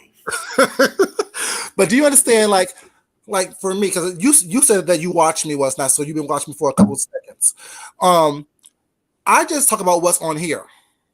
Mm-hmm. I don't like just like now how you got here today on this Because conversation. I watch you. I watch you. Because not Whether only it's that, good or bad, I watch you. because Okay. even with the title was not the whole title of abuse. I'm confused. I'm talking about what you said, but I'm not trying to drag or talk I nasty or know. roast or gag or I stuff. You said know. I'm just trying to understand because I said I was really confused as to how, for me, abuse is abuse regardless of what it is. If you're talking to me Mm-hmm. crazy and I don't like it, it's abuse to me. If you put your Mm-hmm. hands on me and I don't like it, it's abuse to me. If you're trying to manipulate me what's not in a way, I feel that you're trying to abuse me. So when I have these two situations that involve you, one happened 6 years ago, one happened, this year, Mm-hmm. I'm trying to coincide how you don't see that they're very similar. And your reaction is vastly different. I understand why your reaction is different, but I still need to Mm-hmm. make sense to me. So in order for me, because I know I'm not the only one that feels this way on Mm-hmm. here, but not many people are willing to talk about it or say it. That's what I always say. I may get cussed out, I may get yelled at, what's not, but this is what it is. And I'm not trying to be offensive about it, but this is what it is. And why I, would I cuss you out for you having your own mind and you asking questions? before You a now, you a grown he was person. mad because I made a conversation about You the final thing, but now you said it was because I said something about you was being big in somebody's chat. So now I understand why you thought I was coming at you. Because for me, I'm like, why is he coming at me? All I said was he was wrong. And he well, escalated. I guess it was a chat. So y'all be reading chats, but y'all be worried about the wrong things. Like those chats is a mess. Those chats would get everyone caught up in some bullshit. mm-hmm. Because I know I talk some plenty of shit in the chat. I really do. That's what I do. Because I'm not gonna Well, come here listen. fooling myself on video. I know what you're saying, and you're a grown person. You should be able to do what you want to do, food junkie. I need to stop being sensitive. That's my thing. I'm a sensitive Sagittarius, man. People think, oh, you're a big black dude. You're supposed to be all. That's just not in my nature. And people got to understand you can't make nobody be something that they're not. I'm not like that, and certain stuff, like they say, you're in the wrong sector. Hey, yes, ma'am. Maybe I am. Maybe I am. Yes, sir. Maybe I am. I agree with both of you. You know what I'm saying? Whoever's saying it, I totally agree with you. And maybe after doing something for so long, it's time to do something different. And you have valid feelings, but at the same time, that dude, I was not, man, look, man, I wasn't about to let this dude beat up on me. I was not about to fight this dude in no hot sauna. I just got through from working out. I'm in my 30s. Things don't work how they work. I'm not about to let nobody batter and bruise me. I'm not that type of person. I'm not about to fight with you. I'm not about to. Now, if I see one of my friends getting jumped, or that's different scenarios for different things. I'm not no punk. I ain't about to sit up there and let nobody beat up on a woman or beat up on my friends or sit up there and beat me. Like, the situation called for me just letting this dude know, man, you're going to learn how to behave. You're going to learn that you can't touch everybody and you don't know what everybody is out here carrying. I'm not about to have no fist fight in my 30s, food junkie. I'm just not. I'm not, unless I have to. I'm not. But I'm gonna let that dude know, you put your hands up on me again, you're gonna be laying down on that flow. Mm-hmm. I get And you. that's just how it was. All right. That's how So it was. the thing is, and see, my thing is this: you explained that already, like in Mm-hmm. audio that you made from that. My Mm-hmm. confusion was you have that mentality and attitude now. Why didn't you have that attitude when that man slapped you? You know what I'm saying? If that makes sense. I'm trying to. Well, But yeah. now I understand that y'all was in a relationship was not. There was but then I also hear that you was saying that he was doing little things that led up to that. So my way of thinking is, if I let you away And with what something small, that slap is going to come eventually, and then I'm going to and have to kill food you. and food junkie, am I wrong for saying that I was kind of flattered by some of that stuff? Now people gonna take this and run with it, but like when you've been single for so long and someone is showing you that they care about you like that, hey man, like just really, to me, I took that as him just being overly Affectionate, caring. Yeah. And then I took that as him, I put that wanting you, together. wanting you. Yeah. Yeah. And then I took that from him telling me everything about his past, that he was for him, he just wanted to protect, You know how, okay, you know how when somebody finally gets something, like, okay, a person who's been walking for years, they're in their 30s, they've been walking for years, and then they finally got them a car. You know how that person gonna be looking all out the window at their car. They're gonna be trying to protect their car. They're gonna be make sure nobody try to scratch it, and nobody trying to steal it, and nobody trying to do. You know what I'm saying? Mhm. That's how I look at it. That dude was neglected when he was he was a child. That dude had some the stories he told me about how his mama But did Brian, him. Brian, let me tell you, I guess it's an age thing or a maturity level thing, but I was this way when I was 20 years old as well. Mm-hmm. You're doing all that to manipulate me to not leave you. You know what I'm saying? You're telling me these stories. Granted, we're building this bond, we're building this trust, we're building this relationship, whatever. But at the same time, you're showing me signs that not only this is how I learn in life in general. I learn from people what to do, good and bad. What you do that works out for me and works in my favor that I can use, I take in. The things that you do that I don't like, I also learn don't do that thing. So I look at abuse. If you tell me your abuse story, I have empathy and sympathy for you. But when Mm-hmm. you're showing me that you are taking on those same traits and you're not trying to change that behavior within yourself, I look at it as manipulation. You know what I'm saying? I could kind of see that, but I don't think he was manipulating me. I just No, think that I'm that saying that's how dude. I see it. I didn't say that's what he was doing. That's how I see it. So I would have saw Mhm, that situation, especially if you're telling me don't go nowhere and telling me taking my keys, what's not, trying to control me in a certain way. mhm. That's why I say I look at that as abuse as well. So you may not always be hitting me or but the fact that you're trying to control me, control what I do, control where I go, control who I talk to, control who I see, I understand how people take that as flattery because a lot of women take that as flattery when their men do that to them. You know what I'm saying? Men are just as Mhm, vulnerable as women are in that aspect. So I mhm. understand that when you have something that you've been longing for, and not saying this is you or this is how you felt, that's what I'm saying, but I'm saying I can understand the psyche Well, and the it probably is me a little bit too, because like, it felt good to be in a relationship right. with somebody. So you finally got something that you wanted and that you craved, and like you said, you're a bigger person. He was a smaller person, was not, and you probably thought that you know, what I'm saying he was a prize. I guess you know what I'm saying. That you, hey, Tex, how you doing, baby? He was a prize, and that you didn't. You know what I'm saying. In no other words, wasn't worthy of. You know what I'm Oh saying? no! Oh no! Oh no! No, no, no, no. Listen, listen, listen. Not unworthy of in a way that you are less than, but sometimes, Yeah. sometimes, like I said, I know I'm a prize. So anyone who Mhm, gets me will be getting a prize. My husband has mhm, a prize, and I also have a prize within my husband. You know what I'm saying? mhm. So when I I hear say you. unworthy, was like it's not like I'm saying that you're less than, but sometimes, like just say right now, I'm not a billionaire. If I was to catch a billionaire, I will be like, wow, I got a billion. You know what I'm saying? Type of thing. Yeah, Not that I'm less than I, anyone. I'm not. I get But what you're saying. but is that I attitude totally get what that, you're saying. that a lot of us think like because well I say that because you keep saying well I'm a bigger guy. Well, people have fetishes. People have their their types that they like. You know what I'm saying? Mhm, I'm a smaller guy, but I like people who are bigger than me. You know mhm. what I'm saying? So whoever sees me will think, well, he's attractive, he's intelligent, he's this and the third, whatever. I'm a prize, yeah, but also I'm with you because you're a prize. Mhm. If that makes sense.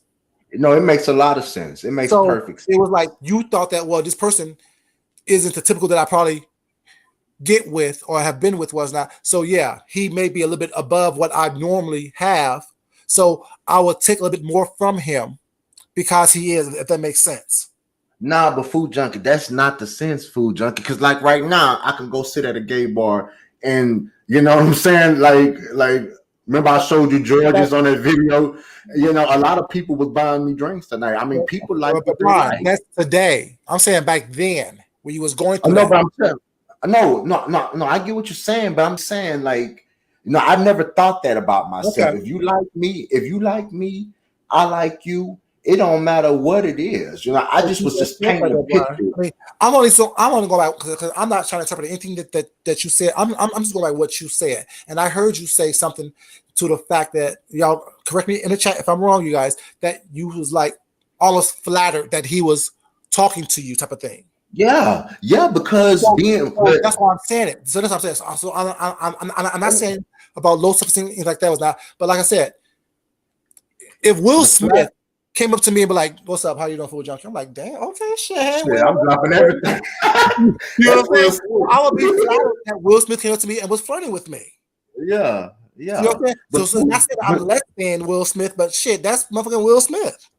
You know what but I'm the saying? flattering, yeah, but the flattering came from years of just being single. And you, okay, you know how when you're single you can date somebody, Mr. Right, instead of Mr. Right, it's Mr. Right now. Mm-hmm. It was after a lot of Mr. Right nows, not But that's what Mr. I'm saying. You found somebody that was trying to be with Into you. me, Right, into me. right, Emotionally, not the physical part, but right. the you're showing me that you're caring for But me. that's the You're way a lot of showing, abuse start, though, Brian. A lot of abuse start because you find someone who shows you these things, who pull you into their web of whatever it is, and they show this emotional connection to you. Was not That's a way that they control you because they give you something that you haven't had before, or something that you craved for a long time. Although they may be damaged as well, they know how oh, to emotionally damaged. tie. Say again. Oh, he was damaged. Yeah, Damaged. but I'm saying, but they still know how to manipulate people to get what they want from them. And if they find something that, okay, this my story can move this person's heart or touch a person's heart, I can do these little things to control them, not only with my story, but also by making them feel that I'm into them, type of thing, if that makes sense. Because, like I said, manipulation happens quite often that people aren't aware of. A lot of people get upset And because when you call them out on that manipulation was not, they know that you see them. And I've always said and this. food, Go ahead. I'm sorry. Go on. I found I found him changing me. I found Mm-hmm, myself getting mm-hmm, more toxic and mm-hmm, violent mm-hmm. when he started breaking the stuff that I would buy to treat myself as a hardworking young man. So, simple stuff. If I can't go out, if I can't do this and do that, because I'm in a relationship, well, goddamn, why can't I have a TV to sit and enjoy myself and entertain myself? You started breaking my stuff that I started purchasing for myself, and I just felt myself changing. It was a That control tactic, Brian. It was a control because toxic. it was a control tactic. It's toxic, and that's what someone wrote in there. It's narcissism, and that's what it is. Like And I was you doing can, stuff too. I yeah, was of doing course. stuff Like too. he was doing I stuff was to get back. texting. I was texting, and I'm not no innocent person. I'm going to claim my responsibility. I'm not no innocent person. I kind of did some stuff to make that dude jealous with my actions, me not realize. Well, maybe I didn't realize it. Maybe I started saying, fuck it. Oh, excuse me. Brian, stop, man. Like, just chill out, man. Why do I have to cuss a lot, man? Why? I just started saying things like, forget it. Like, Mm-hmm. you're gonna start texting David. Okay, you're gonna start. I started going against the grain, so to speak, as a big old grown man. And mind you, I was the top in the situation. I started feeling like you get what I'm trying to say? Like the Yeah. rose was I I started feeling like, well, dang. But the dude was good. The dude was good. He had multiple jobs. And then IT stuff. I don't know what he was doing on them computers, but I knew he had some computers. Excuse me. And he was making his money. I threw them things over that balcony. You want to mess with my TV? I'm gonna throw your stuff over that doggone balcony. You want to do? You want a doggone? You want a doggone pass me a lick? I'm gonna go to the kitchen. I'm gonna go get one of them knives, and I'm gonna walk around your car 3, 4 times with this knife, and that's what it was. Did you I see what felt Tracy Nelson said? That's what narcissists do. They want to take you out of the character. That's when they control you. I'm just glad that, That's and over. then yeah, and then after the situation, his dude started calling me. And I was like, well, he even came back to the house claiming, oh, I left this. It was just a real weird situation because once we ended it, you could tell that he was, and we did talk one time, and he said, you know what? I should never left you. We should never broke up like that.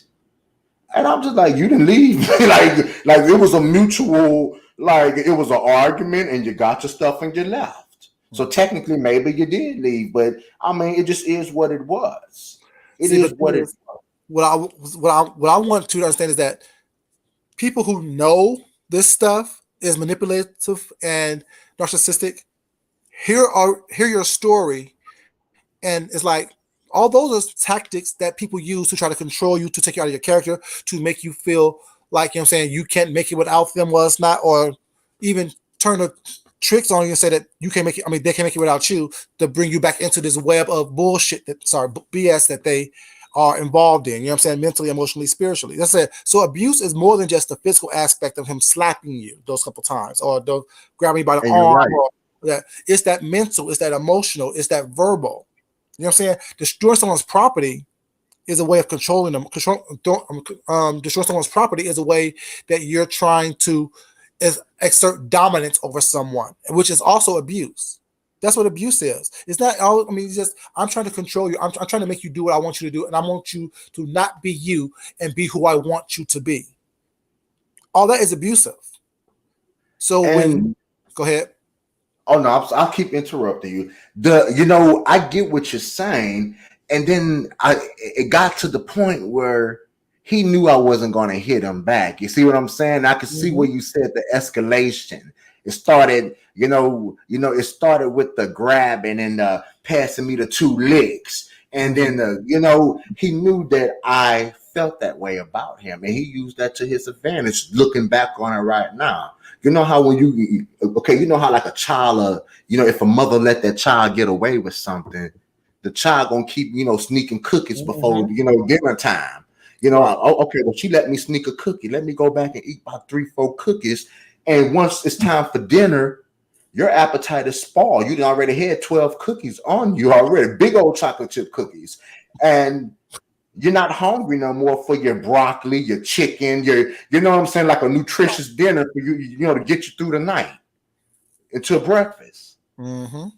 You're filled up on sugary, you're filled up on cookies and calories and stuff like that. That's gonna turn into fat. It's not a nutritious meal.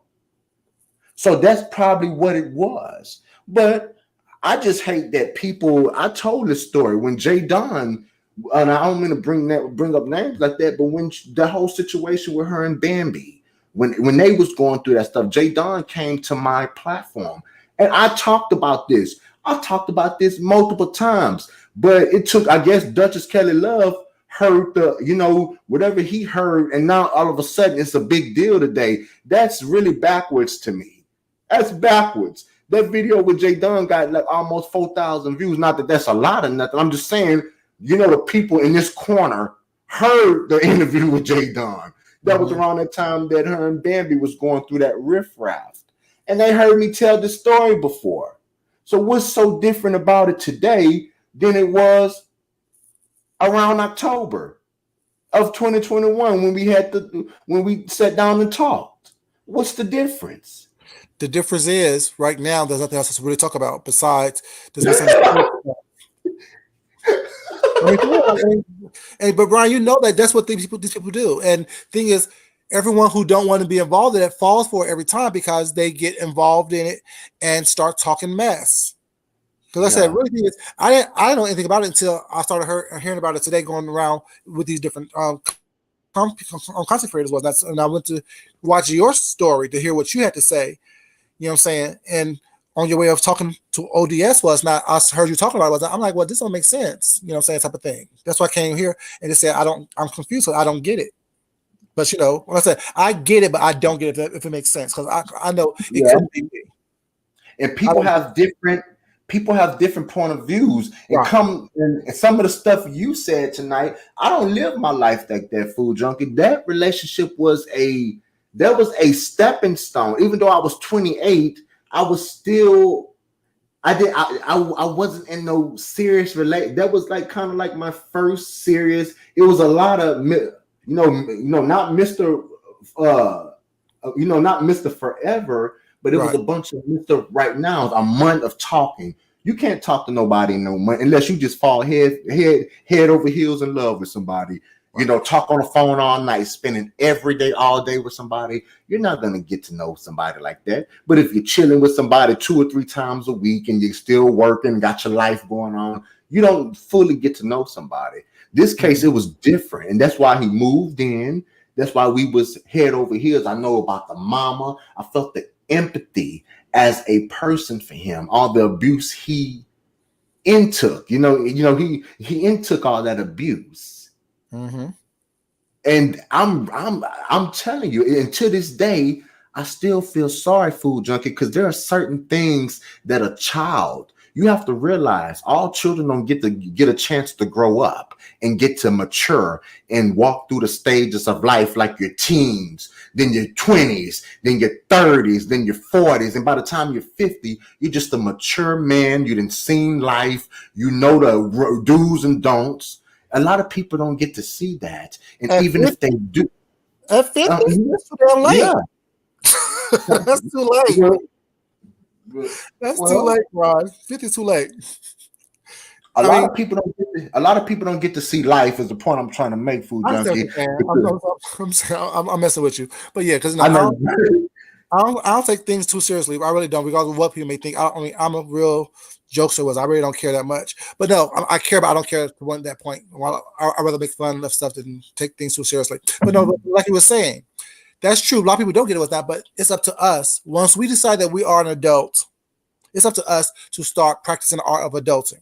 We can't no longer blame our parents. We can no longer blame our situations. That's why I said I can't control what you do.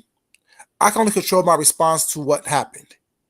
Now, if I don't make the changes in my life that I need to make sure that I move forward in whatever situation I need to move forward in, then at some point I can stop blaming everyone else and start blaming myself. bingo, bingo. And I agree with you. But once again, food junkie, I see the glass half empty and I see it half full. And that young man, the stuff he told, I wish I could. I'm not gonna do that boy like that. I'm not. But Mhm. boy, that boy done been, when I say like torture type of stuff, you know what I'm saying?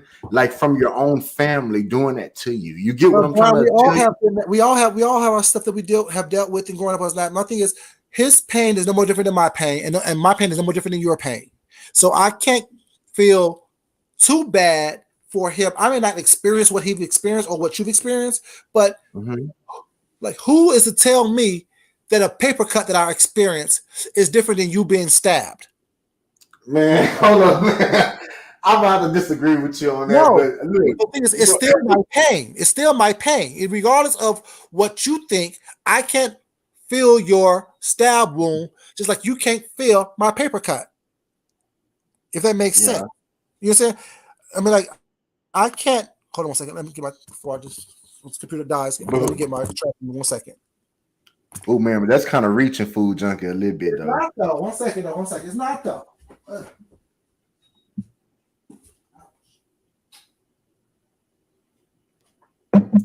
Oh, that drink is so good, man. Oh man, I'm tipsy a little bit. I'm tipsy a little bit, for real, for real.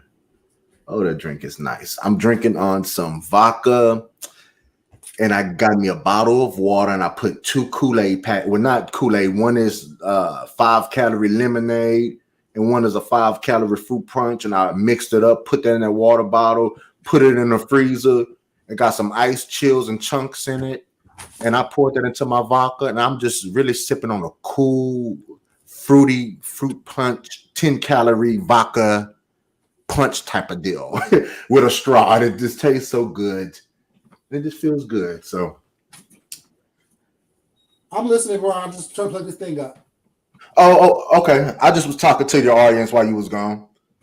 And I totally agree with what people are saying. People handle stuff very much differently. And it's good that people are having different conversations. Now, I'm proud about that because now, even though it's Pride Month, we are talking about different things that happen. It's not just about sex or going to Pride in your underwear and just being flamboyant. Hey, let's celebrate this and that. We're having deeper conversations, I guess. And maybe that's maybe people are getting helped out of it. Abuse happens in gay relationships. Yes, it And does. and it's good that we can actually talk about it during Pride Month. Maybe everything happened for a reason. Maybe Duchess heard this and made a video about it. And maybe these are open up new things because maybe this will help somebody. Maybe food junkie words, people will find this video and say, listen, he's right. You're not supposed to, withstand abuse. You're not supposed to be in a relationship like that. So everything is being productive, and we're not just talking about beef. We're talking about real life issues, and that's good. Correct. That is really good. And one thing that we don't talk about enough is how men also experience abuse. Mm-hmm. You know what I'm saying? A lot of people would think that you're weak or whatever because it happened. As I said, I never thought you were weak or situation. That was never my point to say, well, you're weak or insecure. That's not my point. My point is, I just personally don't understand it because the person that I am, I've never been a person to allow anyone to abuse me at any age of my life or any point in my life. Like I said, growing up, all I did was fight because Yeah. I was the little light skinned boy with curly hair that everyone thought was trying to be pretty. I ain't trying to be pretty. I'm just being myself. I can't help who I am. You know what I'm saying? Yes, I used to act and model and dance, all the other stuff with that, but I also played football, ran track, all these other things as well. But people automatically assume based on how I look that I was somebody to be soft. And my point was, if I'm soft, come touch me. Yeah. And like I told you earlier, food junkie, me and you don't go through the same stuff. But like now that you say that, I have to look at it from your point of view. And see, I'm gonna get backlash. People can't say anything no more, but I get backlash. But I don't care. A lot of dark skinned people, and it just, am I one of those dark skinned people? No, because I love my chocolate. I love my melanin. I love all the darkness in the world. But a lot of dark skinned people have that envy on lighter skinned people. Am I wrong for saying that, or am I reaching? I'm I mean, reaching for it's saying that. out there. Like it's out there. If one person feels something was not, it's out there. Now, is that my experience? No, but I can say that it's like I said, because growing up, like I said, I didn't grow up. You know, what I'm saying how I am today. I didn't grow up well established. I grew up extremely poor. You know, what I'm saying no one ever believes that because how I carry myself and how I live was not. But I grew up extremely poor. And growing up in the ghetto was like the ghettos of Chicago and the ghettos of my other place I stayed in. So growing up in the ghettos, whatever you're saying, being a light skinned little boy who act and model and dance, people automatically assume that you're soft. So they will try to try you. And when they realize after a while he's not one to be tried, regardless of what you may think, regardless of how he speak or how he look was not, he will get in that ass not the way you want him to. It takes on a whole different meaning. Was not like people who grew up with me see me now. They be like, "You changed so much because you are not who you used to be." I'm like, "Well, it's still there. Trust me. I'll still get with you with no problem whatsoever. Within the blink of an eye, you'll be on your back picking up your teeth." But I understand now that doesn't solve everything. Yeah. Oh, thank you for saying that. Thank It you doesn't for solve everything like saying that. that. But it does teach Society. lessons, though. It does teach lessons. It does teach Oh, lessons. oh, for sure. Oh, for sure. A good lesson or two. And at certain times, a lesson need to be taught. If you get what I'm saying, you know what I'm saying. Right. But at the same time, society want us black men, whether we're light, mixed race, red bone chocolate, extra chocolate. They Right. want us to be nothing. They want us to be to the bottom. And I refuse to live my life like that, to the bottom. Criminal records. Can't do what the white people are doing. You know what I'm saying? But Excuse why me. do you compare yourself to white people? It's not fuck white people. I'm sorry to say that, whatever, but I'm not trying to do Well, anything for white people. because you know what it is, food junkie? The white people walk around with their open carrying. It's normal for them to walk around open carrying. Oh, we're exercising our American right. No, we're American too. But the reason why you don't see a lot of black people doing that, because a lot of black people have systematic charges on them. You know why? Because More black people are being convicted for doing stuff, not knowing their laws, letting that anger get to them. And by the time the police get there, they're going to jail. They have charges on them. They can't open carry. They can't go and vote. They can't do this. They can't. You see what I'm saying? I refuse to let society have that upon me. Oh, you're just a typical ghetto black man. Oh, let's throw some felony charges on you. Okay, that's another one that we can't have his vote. Oh, that's another one that we can't have walking around here with his weapon on him, exercising his rights, exercising his freedoms like the white people do. That's why I say that, because that's real. People will lie on you and put you in jail. That's real. They will lie on you and have you sitting in jail. You got to pay for lawyers. You got to do this. You see, and those are systematic things to keep the black people down, to keep us from getting ahead. And it just is what it is. That's the truth, Food Junkie. Brian, my thing is, sister, I'm so confused by you, because if you know all this, then at the same time, out your mouth, you say you're not gonna let that man punk you. So that's why you came back. You know all this stuff. But listen, Food Junkie, but that is true. But I handle myself within the realms of the law. I sat there. Didn't. You know you didn't. I did, Food Junkie. Brian, no, you didn't. Now stop it. I did. Because when you walked away to grab that case or grab that fanny pack outside of the params of the parameters and came back, you reignited a situation that was already diffused when you first walked away. You know all that, and listen. And that's what. Okay. And so, like, in my vibrating was not, because you know all this stuff. You're not a dumb individual. You know what's going on. You know laws. You know how people act in Texas, and you know the discrimination and the like you say, the systematic situation that goes on in Texas. You know all these things, and you know if anyone would have called the police, the man who left, the girl who's sitting there, the facility themselves, and if you would have showed them that video, and they said and saw you walk away and then come back, you would have been wrong. And you would have been that stereotypical person that was locked up. You would have been that, because you no longer were standing your ground. You were then escalating a situation that was used. But Food Junkie, I have to respectfully disagree, because I sat back down to my seat. I wasn't a threat to him. I didn't take that gun out and point it at him. I didn't. Brian, listen. I want you. This is the frustration I have about this situation. Although it doesn't involve me, but it does involve a person that is in the same category and box that people want to put me in. A big black man, regardless of how thin or big, whatever it is, it's still that same box. My point is this: I want us as the people to understand. You say you didn't take it out when you felt threatened, and he hit you in your chest those first 2 times, and you walked away. At that point, the situation was de-escalated. You could have closed that door, pick up your bag, and kept walking. The fact it was my pride. Exactly. It was my pride, exactly. It was my pride that allowed you, that would have got you in trouble. And pride gets us every time. Our pride and our ego gets us every time. Trust me, I know. I know. So the fact that you said that you sat back down and you didn't brandish anything, you don't have to. The fact that you picked it up, came back to a situation that was already hot, not only physically, but literally hot. Right. Literally and whatever, figuratively, it was hot. You know what I'm saying? You came back to the fire. That's when you reignited that situation, opposed to just closing the door, walking away, informing the facility of what was going on.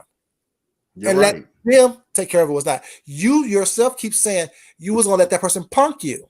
It's our pride and our ego that gets us in trouble every time. And I say, and you know this, but in that moment, you didn't do what you needed to do, what you were supposed to do, which is keep on walking to de-escalate the situation. That's what the video that I wanted you to hear. You're absolutely making fun of you. Everyone was picking on you about it. And I think it's, like I said, that wasn't my point. My point was to say, Brian, you were wrong. I want you to hear it coming from somebody who truly understands your situation, who has been in that situation before. You know, saying I'm not going to tell my whole life story on this YouTube thing because it's no one's business. I'm not afraid of it. It was not, so no one can roast me with it. But trust me, what you've experienced, I've been there. A lot of stuff that you said, I've been there.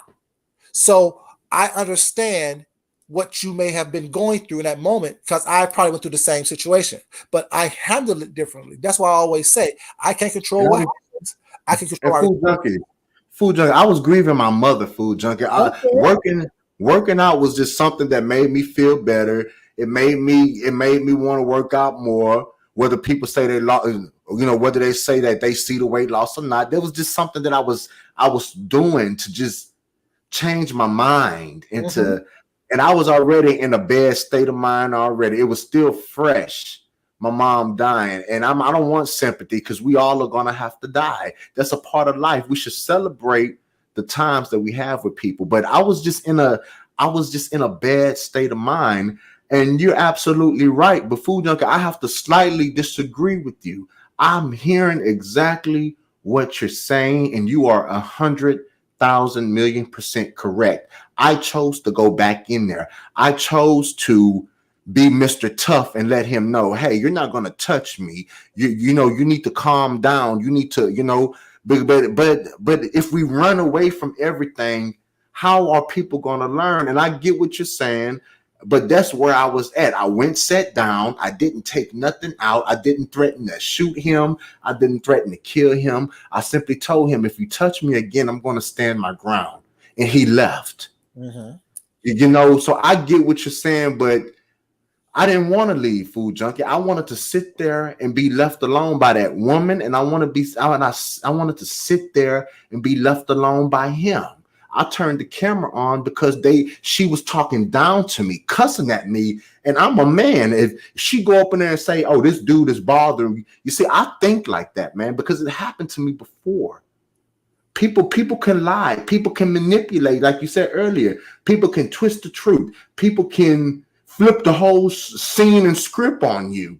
That's why I turned the camera on, and I was just letting the people know what this woman was doing. But I totally get what you're saying, food junkie. And I'm not, I'm going to do better in my life, man, while I still have it. I want to do better. And that's just the case with me. I want to just be different, man. I want to grow up. I want to mature. And I did put myself in that situation. I could have turned around and I could have went to the steam room. The steam room was right next to the sauna. Why not go to the steam room and get away from these people? You're absolutely right. You're absolutely right. And my thing is, I was going to say that I'm not saying, I am saying, but I'm not saying it like I'm saying, like to be harsh about it. But we all make decisions, whatever. And as long as we learn from these decisions that we make and do better the next time we are presented with these situations, we're going to keep on running into the same situations over and over and over and over again until we actually learn from it, if that makes sense. No, you're right. And Jay Wilson said that one time. Jay Wilson said that trouble follows me, and that's not the case. But I thought about what he was saying, and I had to, I don't want nobody to think of me like that. I don't want to have that reputation of always, people already think I'm crazy. I mean, so what? I can't help what they think, but I don't want no reputation like I'm just some unruly person who can't control himself. So, but what do you present to us here, Brian? You're right. You're right. like this is the first time I've heard you have a conversation with someone that you're not yelling and screaming, reading, roasting, gagging, and dragging. But food junkie, they do it to me. Food junkie, they come bother me. What do I say? What have I been saying all night? You can't control what other people do. You can control what you do. You don't hear people talk about me all the time on here, mentioning my name, saying shit about me on here all the time. How often do you see me respond to people?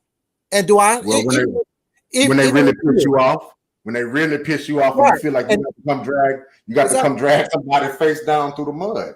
And even with you, it's not. Like I said, I give you, everyone knows, I give you 1 or 2 videos, and I'm done with it. Because if we're not going to have a conversation face to face or on here, what's not, and have it be an adult conversation, what are we doing? It's not. I'm not here for numbers. I'm not here to make money off of YouTube. I'm not here for all that. What's not. I'm here to watch, be entertained, and to teach and to learn. That's what I'm here for. And if I'm not doing that, what's the I'm point? not fulfilling my purpose. Yep. What's the point in just getting on being toxic? Maybe that's where I'm at in my life right now, Food Junkie. But it's that itch in me, Food Junkie. It's that itch when somebody, and I'm going to really watch this video back tonight, and I'm going to meditate on it after I get done from talking to Miss Kwani. After I get done talking to Miss Kwani, I'm going to, you know what? I'm going to watch this video back, and I'm going to meditate on it because you touched on a few things that I needed to hear. You touched on quite a few things that I needed to hear, and it just is what it is. I'm just ready to do something different in life. We only get certain.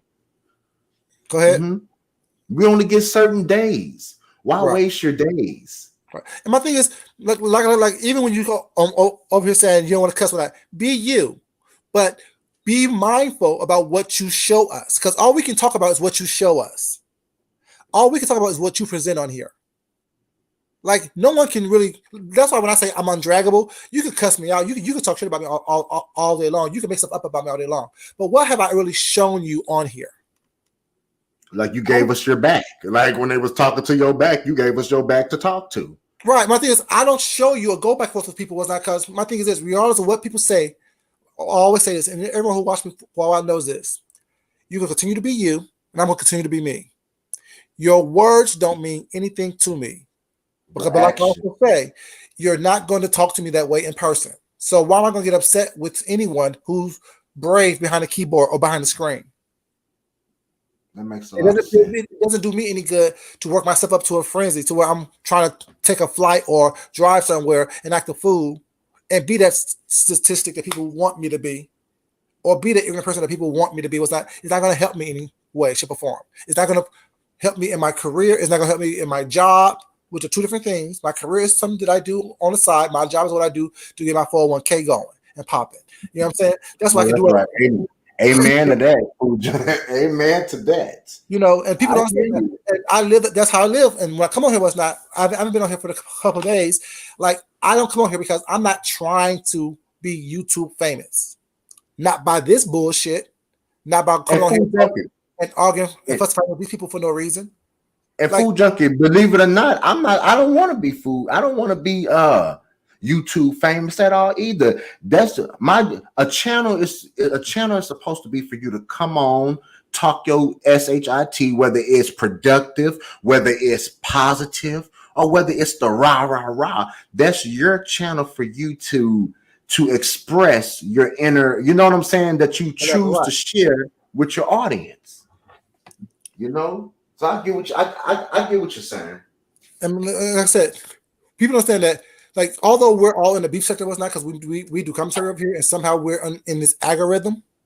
Mm-hmm. You still have the choice of how you present yourself. You still have the choice of what you present to the world. You still have the choice to what you put on here. And when you, like you said, when Jay Wilson said that troubles follow you. Well, that may not be true to you in your real life, but based on what we have seen of you. Yep. What I posted, like the gym situation, right. and you're right. It seems as though that's what it is. You know what I'm saying? And it may not be true to you, but based on what we are presented with on here, you know what I'm saying? That's all you get from me. That's all you get. Right. That's all you receive from me. Right. We don't get anything else from you, whatever. We get you roasting and dragging, and you come up with songs and stuff, and you know what I'm saying, stretching the truth about people. Food Junkie, don't take the song serious. I was just joking. It was a joke. No, I had a ball watching you say I hit a dog. I'm like, when I hit a dog? I was joking, Food Junkie. I don't know nothing to run. I wasn't trying to. Like I say, I was just trying to make myself feel better. Did I respond to that? No, I didn't. Because you know what? I don't care. I hear you. Your opinion doesn't mean anything. Like your opinion about me in a negative way doesn't mean anything to me. I And hear when you you. said, what had me funny, what I was laughing about when you said, "You don't even know fabric." I'm like, "I don't know fabric. What are you talking about?" I'm like, "You are so Food, food stupid." junkie. I was like I say, I was hurt food junkie I because was like like, I "He didn't say, say anything, won't he?" you know how when you watch people and you think of people in a certain light. That's how it was with Deanna. Like I watched them. Like I was a fan. Well, I ain't gonna say a fan, but like you know when you watch somebody that you enjoyed watching their videos, and I don't know. I'm a sensitive Sagittarius. Just blame it on me being just a big old sensitive weirdo. I guess I don't know. I I, don't mean, know, but like it just is what it is. I found it funny, but at the same time, I need you to understand. Don't Mm-hmm. play with me either, because I can also do what you do. I can also I talk. listen. Food junk. That's the. First of all, I'm never above approach. We are. Everybody is draggable, whether you're skinny, muscled, this and that. But like I said, that was my defense mechanism But you didn't need towards all that. you. You didn't need all that. You didn't need all that because trust me, like I said, there's only a couple people on here that I would drag to the end of the earth because they tried me, and you're not one of those people. No offense, but because I said people that I will cuss out and fight with are people that I actually had relationships with, and they know who they are. I understand. I don't take offense to that. I mean, that's your preference. You decide and choose who you're gonna Exactly. sit up there and give your protective, let's just say protective energy to. I'm not to that level yet, food junkie. All I did was say, damn, that's kind of fucked up. And I thought, and I ain't gonna say we was cool because we don't know each other. Like Chopper said the other day, there are no friends on YouTube. It was like a gut punch, like the Deanna Irvin situation. It was like, well, dang, I really supported you. Only one statement. I don't even know what it was. It was only one statement. I didn't know what it was. It was just like Well, people who see me in Jay, like, trust me, I'll be in Jay Wilson's chat getting down because that's the messiest place on YouTube for me that I go. So mhm. I'll be in his chat getting down. And if people take me seriously, was not based on me getting down in his chat and when he's being shady, was not because I'm getting down with him. I'm getting down with whoever he's talking about that I don't fuck with like that. I'm just getting down, Mhm. and I'm not. I It's hear nothing you. personal. It's nothing. It's never anything And, personal. I and you don't know. know what, food junkie? And you know what? It's me because I know what this sector gives.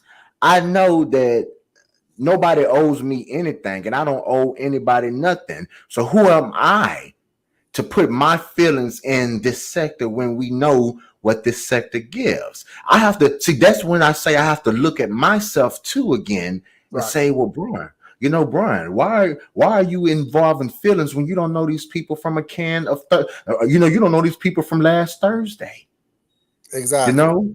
So, I'm all about accountability. I'm growing. I am growing. And grow And at I your own want pace. Grow at your own pace. Don't allow anyone to change who you are. As long as you're happy with who you are and what you do, keep on doing that. And like I said, it ain't my place to say you're right, wrong, or what's indifferent. Like I said, because I'm mhm. not going to control what you do. All I control is what I respond to or how I respond to what happens. And like I said, You're absolutely if right. it doesn't involve me, I really don't care. I really truly don't. Like if it really doesn't involve food junkie or someone acting too crazy or saying too much, that's too much about me, was not. I really don't care because my name is always in these streets in some shape or form. As boring as Right. I am, as boring I as was I about to be messy. I was about to be messy. Are am, you going to respond? Are you going to grant your audience a response to Sean Bradley tonight what he on what he said? said? What he said? Well, nope. Go back and watch it. I'm not being messy. I will cuss your ass out right now. Don't play with me. Tell me what he Wait. said. Don't wait, food junkie. Just Don't put tell me me. in It's that. okay. What he I, say? oh, man, Come on, I Joe. just want. Say Okay, it. he was. Tell it.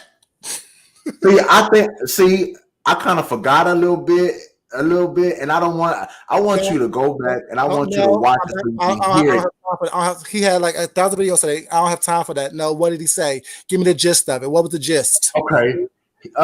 Okay. Now let me, because I've been drinking tonight, so let I me know. try to.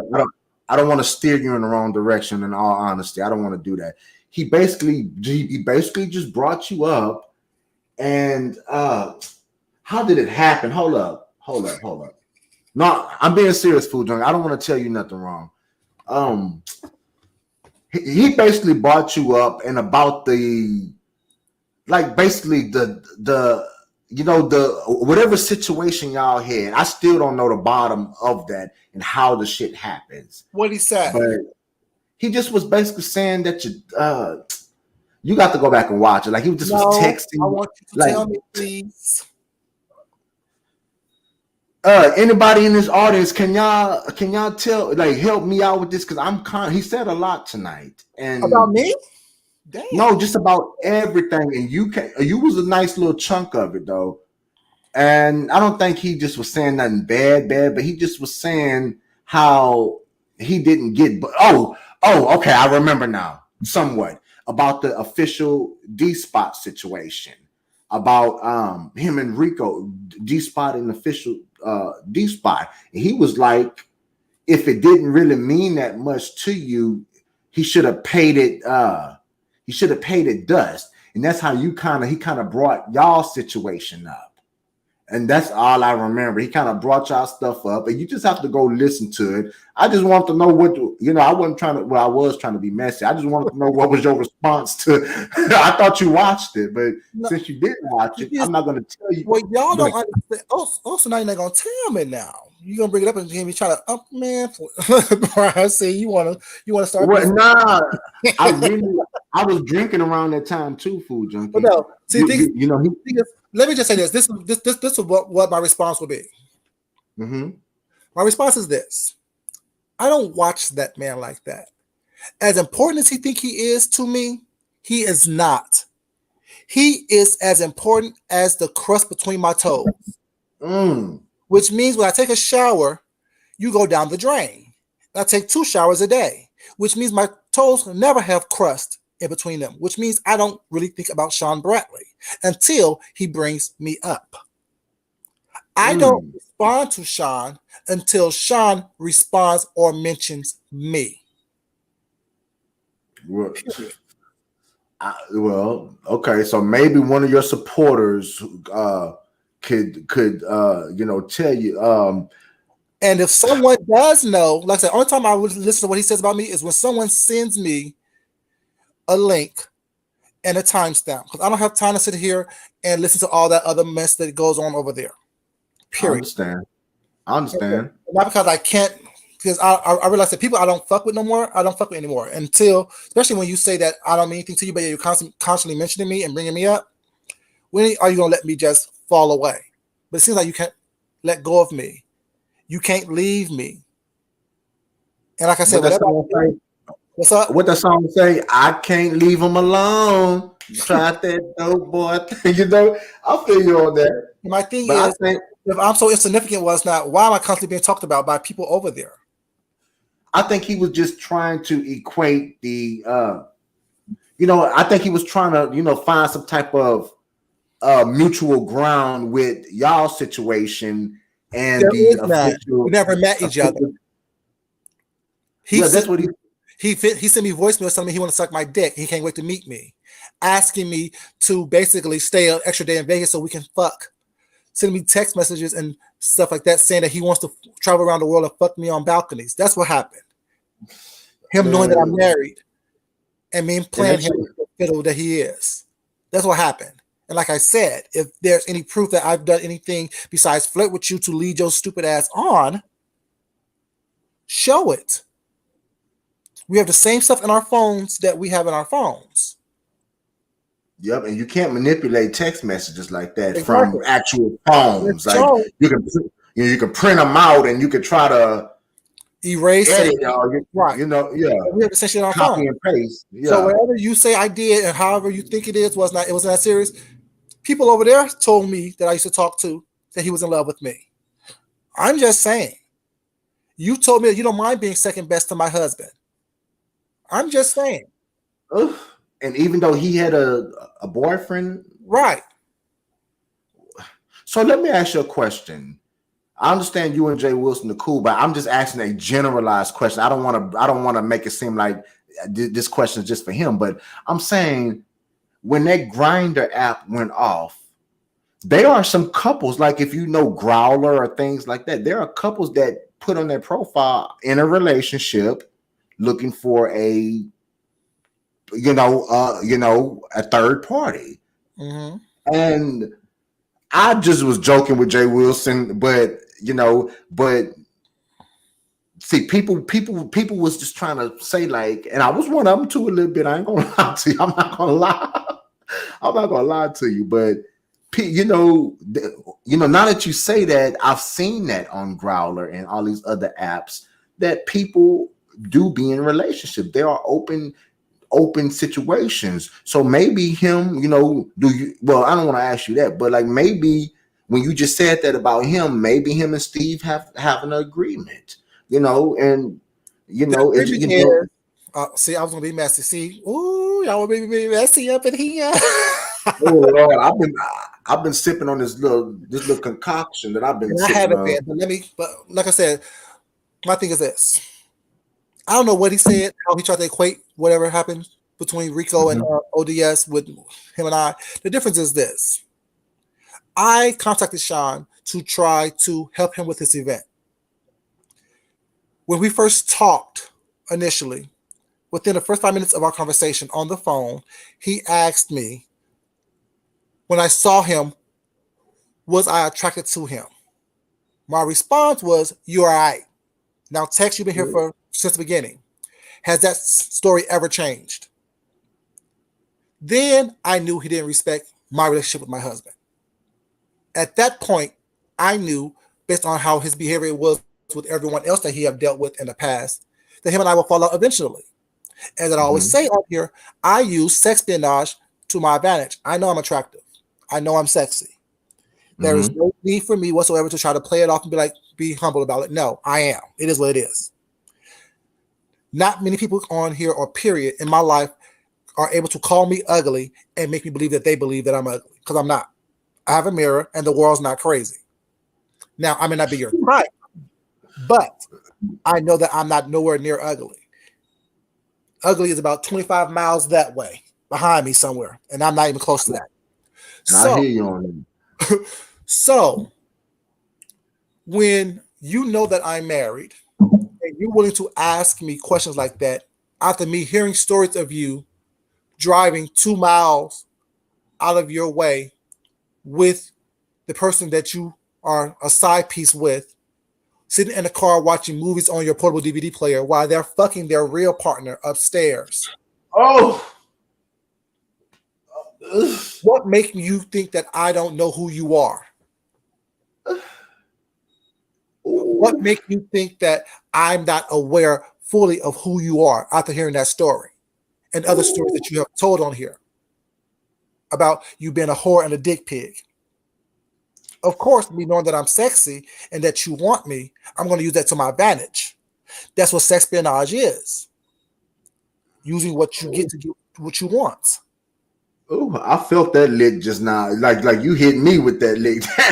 So Ooh. I'm saying nothing you can ever say about me will ever affect me to the point to what I can say about you. Because I had you panting. I had you sending messages. I have you sending texts. I have you telling me, D better keep her hands off you when I would visit her in North Carolina the first time. When she was hugging on me and said, "Oh, Food Junkie is nice and hard and solid, and he got broad shoulders and a small waist and a flat stomach and a big this and da da da da. Oh, he's so sexy, Mm, he's so good." mm, And you telling mm. me in a text while we're both on camera, "You better keep her hands off you. I like the way you're looking white and that white you got on. I love the smell. I call it a man's breath, and I can't wait to smell yours." All this is in text messages, was not, and I'm married, and you know this. So why wouldn't Ooh. I use everything in my arsenal to keep you to keep on saying stuff like that to me, so I can use it against you at my will? So regardless of what is said over there by them over there, they're all mad because I said no to Sean. Everyone wants to keep on bringing up. RuPaul said no to James. Food Junkie said no to Sean and got the whole club chat mad. Period. Food So I'm junkie. insignificant. I'm this, I'm that, I'm ugly, I'm a bitch, I'm stuttering Stanley, I'm pissed on my dick. But the whole thing of piss on my dick is you Wait, told wait, somebody, wait, wait. You're pit. Wait. yeah, So okay. So you know how? Okay, so that's you. No, it's not me. That, That's how they no, refer no. to me. Yeah, I heard that before. Okay, so who is the? Okay, wow. After all these years, so they was talking about you when they would say when I would watch him and he would say, "Piss on my D." Right. That's they refer. Oh my gosh, But you but learn something new but every based damn on day. what they say it is means that they can, like I guess a nasty person who used the bathroom, a nasty man who used the bathroom was not, we also need to wipe ourselves and dab ourselves. Oh, yes, hell Okay. yeah. So if you still have piss on your dick that you can't shake off, that means you're a nasty motherfucker. Take a piece of tissue and dab that shit up, throw the shit in the toilet, and wash your fucking hands. Of But course. if you can't shake somebody, who can't shake who when you're constantly talking about me? See, Yeah. I'm bringing him up tonight because you say he said something about me, whatever. You know what I'm saying? Well, because I was No, no, no, curious no, no, no, about. no. I'm not saying anything about you. I'm saying that's the only reason why I bring him up is when he talks about me or mentions me or Yeah, refers to me. yeah, I and don't that he talk did about do him though. until then. And then when I do what's not, I scrape his ass across the ground by his forehead in a very nice way. Because all I'm saying is facts. Oh my gosh. I'm Oh my just god. saying. So like I said, I don't No, do all I this. know, but I know, but I'm processing. Oh my gosh, my gosh, my gosh. That's Lil Juan, oh you taking notes, baby? Lil Juan taking notes, baby. Take notes. I told you, espionage. I'm here to teach and educate. shit. Food junkie. I'm about to go food junkie. I enjoy talking, but I want to talk to Kwani before I make this chicken breast. I enjoyed this conversation with you, and I wish we could have more conversations. Okay, and I No mean problem. that. Like I said, And it is. it's all good. I enjoy talking with you, and I'm definitely happy that you clicked the link and we were able to have an adult conversation where no one was Mhm. screaming, yelling, cussing, dragging, or what you call it until you don't tell me what happened with Sean Bradley. I'm gonna have to cuss your ass out. I'm messing with you. I'm playing, but But I didn't want to lie, and they get mad at no, me for playing. They get mad at me for playing clips. I believe people should hear exactly what's being said because that's how stuff get twisted. That's no, how That's how I'm people. messing with you. But that's why when you said I lost all this weight because Sean Bradley said no, I'm like this man don't say anything. Food junkie. I was operating off of being a Bullshit. sensitive, hurt little big. Well, not little, but big ass bitch. I was being sensitive, and I have to realize that who am I to tell you what to say? Right. How can I dictate your experience, your standard of experience when you come on to escape the world? I mean, right? Because let's say, in my real life, trust me, all this mess that goes on here is nowhere in my preview whatsoever. Like, I'm not the like I don't have the best life in the world, but I have a pretty good life. You know what I'm saying? And I'm happy in my work. I'm happy with my relationship with my husband. Happy with my family relationship. Was not be it good, bad, or indifferent. I'm just a happy individual. Like I don't take life too seriously. And when I come on here, was not I'm here to have fun, to educate, and to be educated. I'm not here for the arguing, fussing, and fighting. This is not what we do. When people say this is what we do. No, this is not what I do. This is what everyone else probably wants to do because they don't have anything else going Mhm. on in their lives. But when you're a happy individual and you are comfortable within your skin, you don't have to come on here to downgrade someone else as your form of entertainment. You don't have to. I can respect that. I can respect that.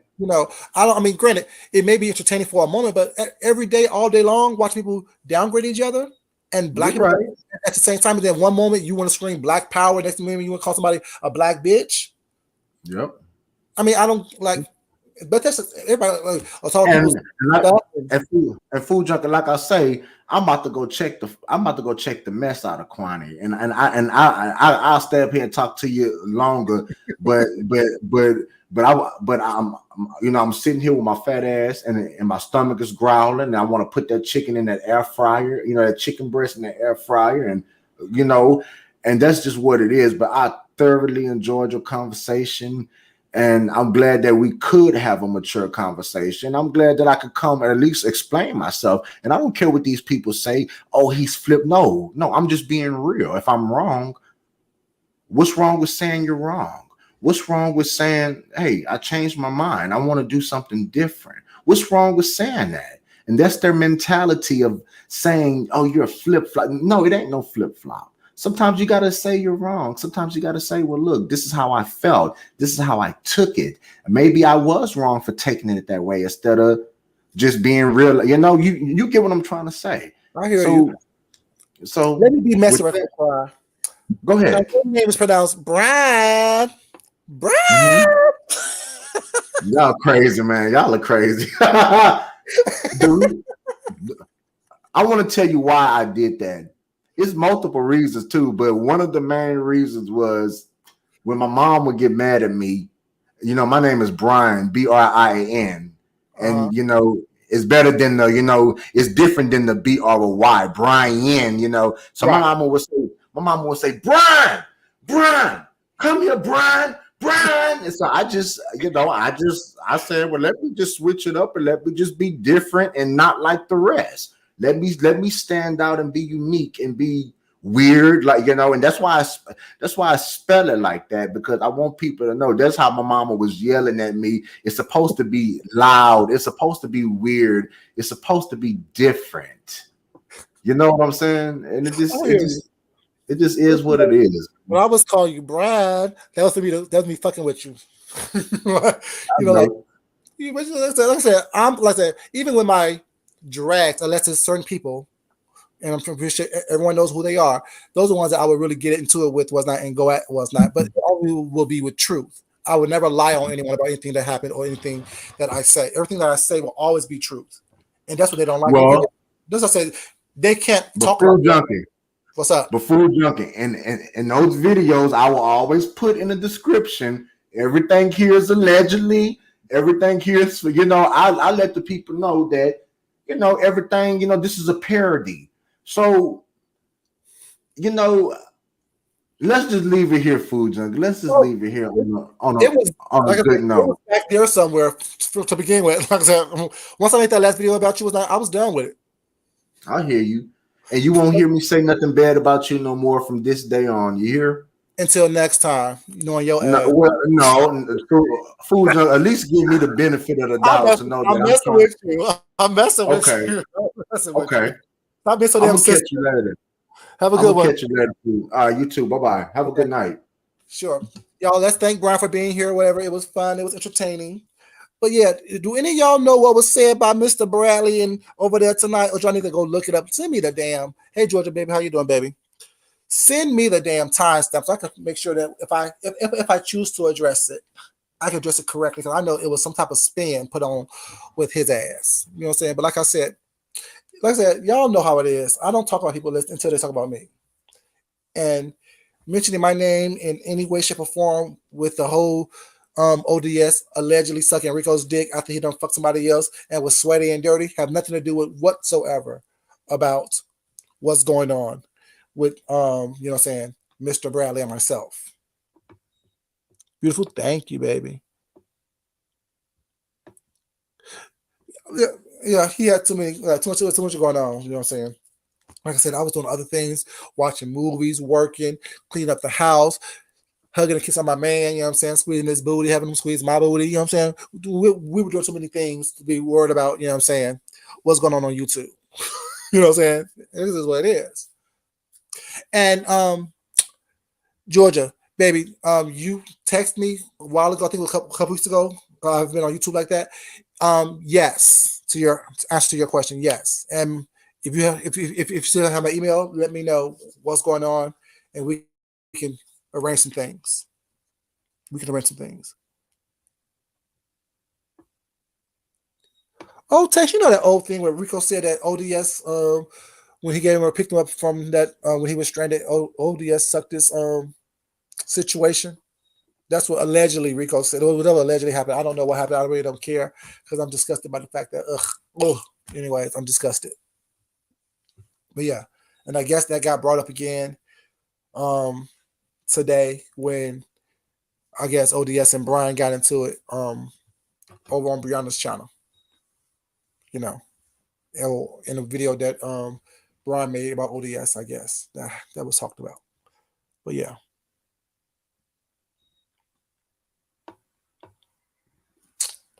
Okie dokie.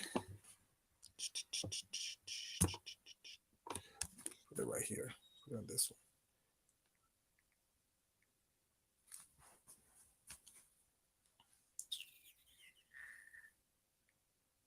Bam. There you go, back.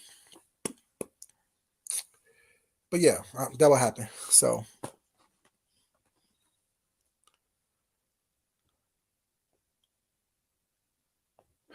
because ODS admitted that Rico pulled it out and he looked at it. He admitted that. That was something ODS admitted to. You know what I'm saying? So, like I said, I don't know. I really don't care. Like, that really doesn't impress me. That really doesn't impress me at all. Like, people, like I said, 9.5 is not something that is, you know, extravagant. Like, if you haven't had it or don't have it, then you're impressed by it. But that's not something that's impressive to me. That's not something that I'm going to be, that's not my claim to fame. Well, it is my, well, anyways, yeah, that's not my claim to fame. That's not what I'm going to have put on my tombstone. Here lies Food Junkie. He had a 9.5. That's not something I'll put on my tombstone. You know,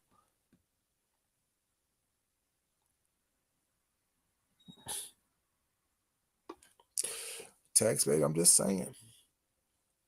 I'm just saying. You know, ODS denied it. So Rico said it happened. ODS denied it. ODS admitted that he did see it, but he didn't admit to doing anything with it per se. But you know, it is what it is. I don't know. I don't care. Like I said, that's what people do on here when they have nothing else going on.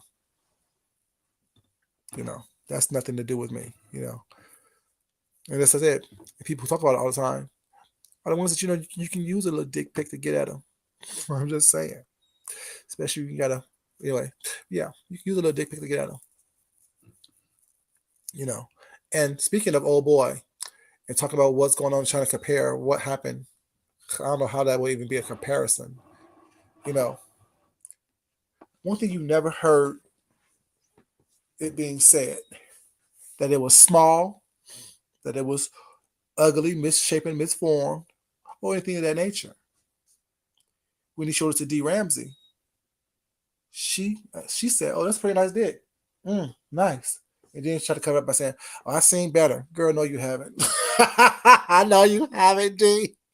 Girl, D, you haven't seen better, baby. No, no, no. Trust me. Like I said, one thing I know, no, nothing else. Sex espionage works when I use it. I know what I'm doing. I know what I got. I know what I am. And the world's not crazy.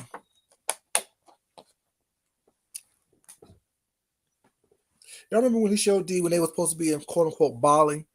He was talking shit, and then somehow my dick pic came up again, as it always does. And he asked her, "Do you want to see it?" He pulled it up, scrolled it up, boom, boom, boom, showed it to her. She looked at her, eyes got big. Oh, that's a nice dick.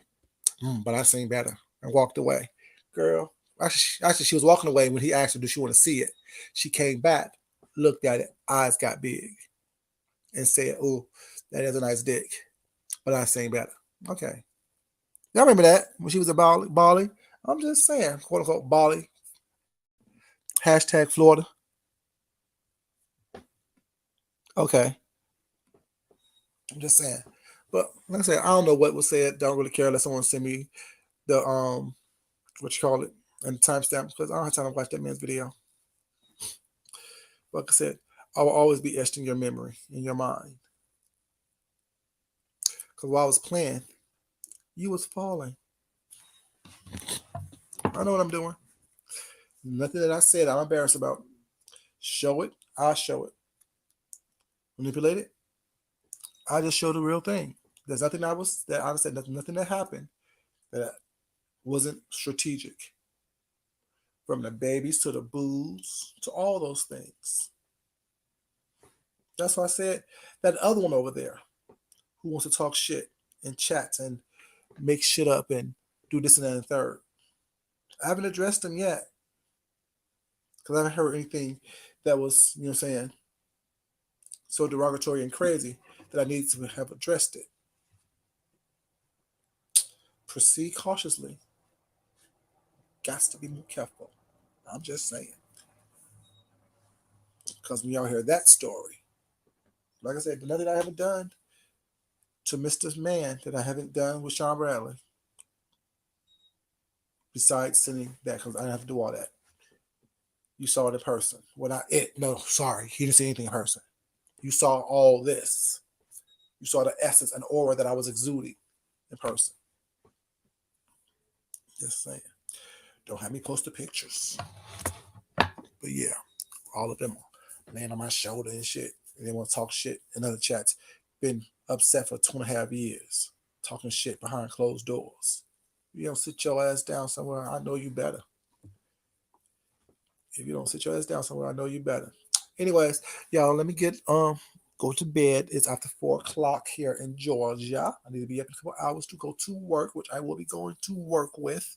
I want to thank you guys so much for being here. Like I said, happy Juneteenth, you guys. And any fathers in here, happy Father's Day as well, you guys.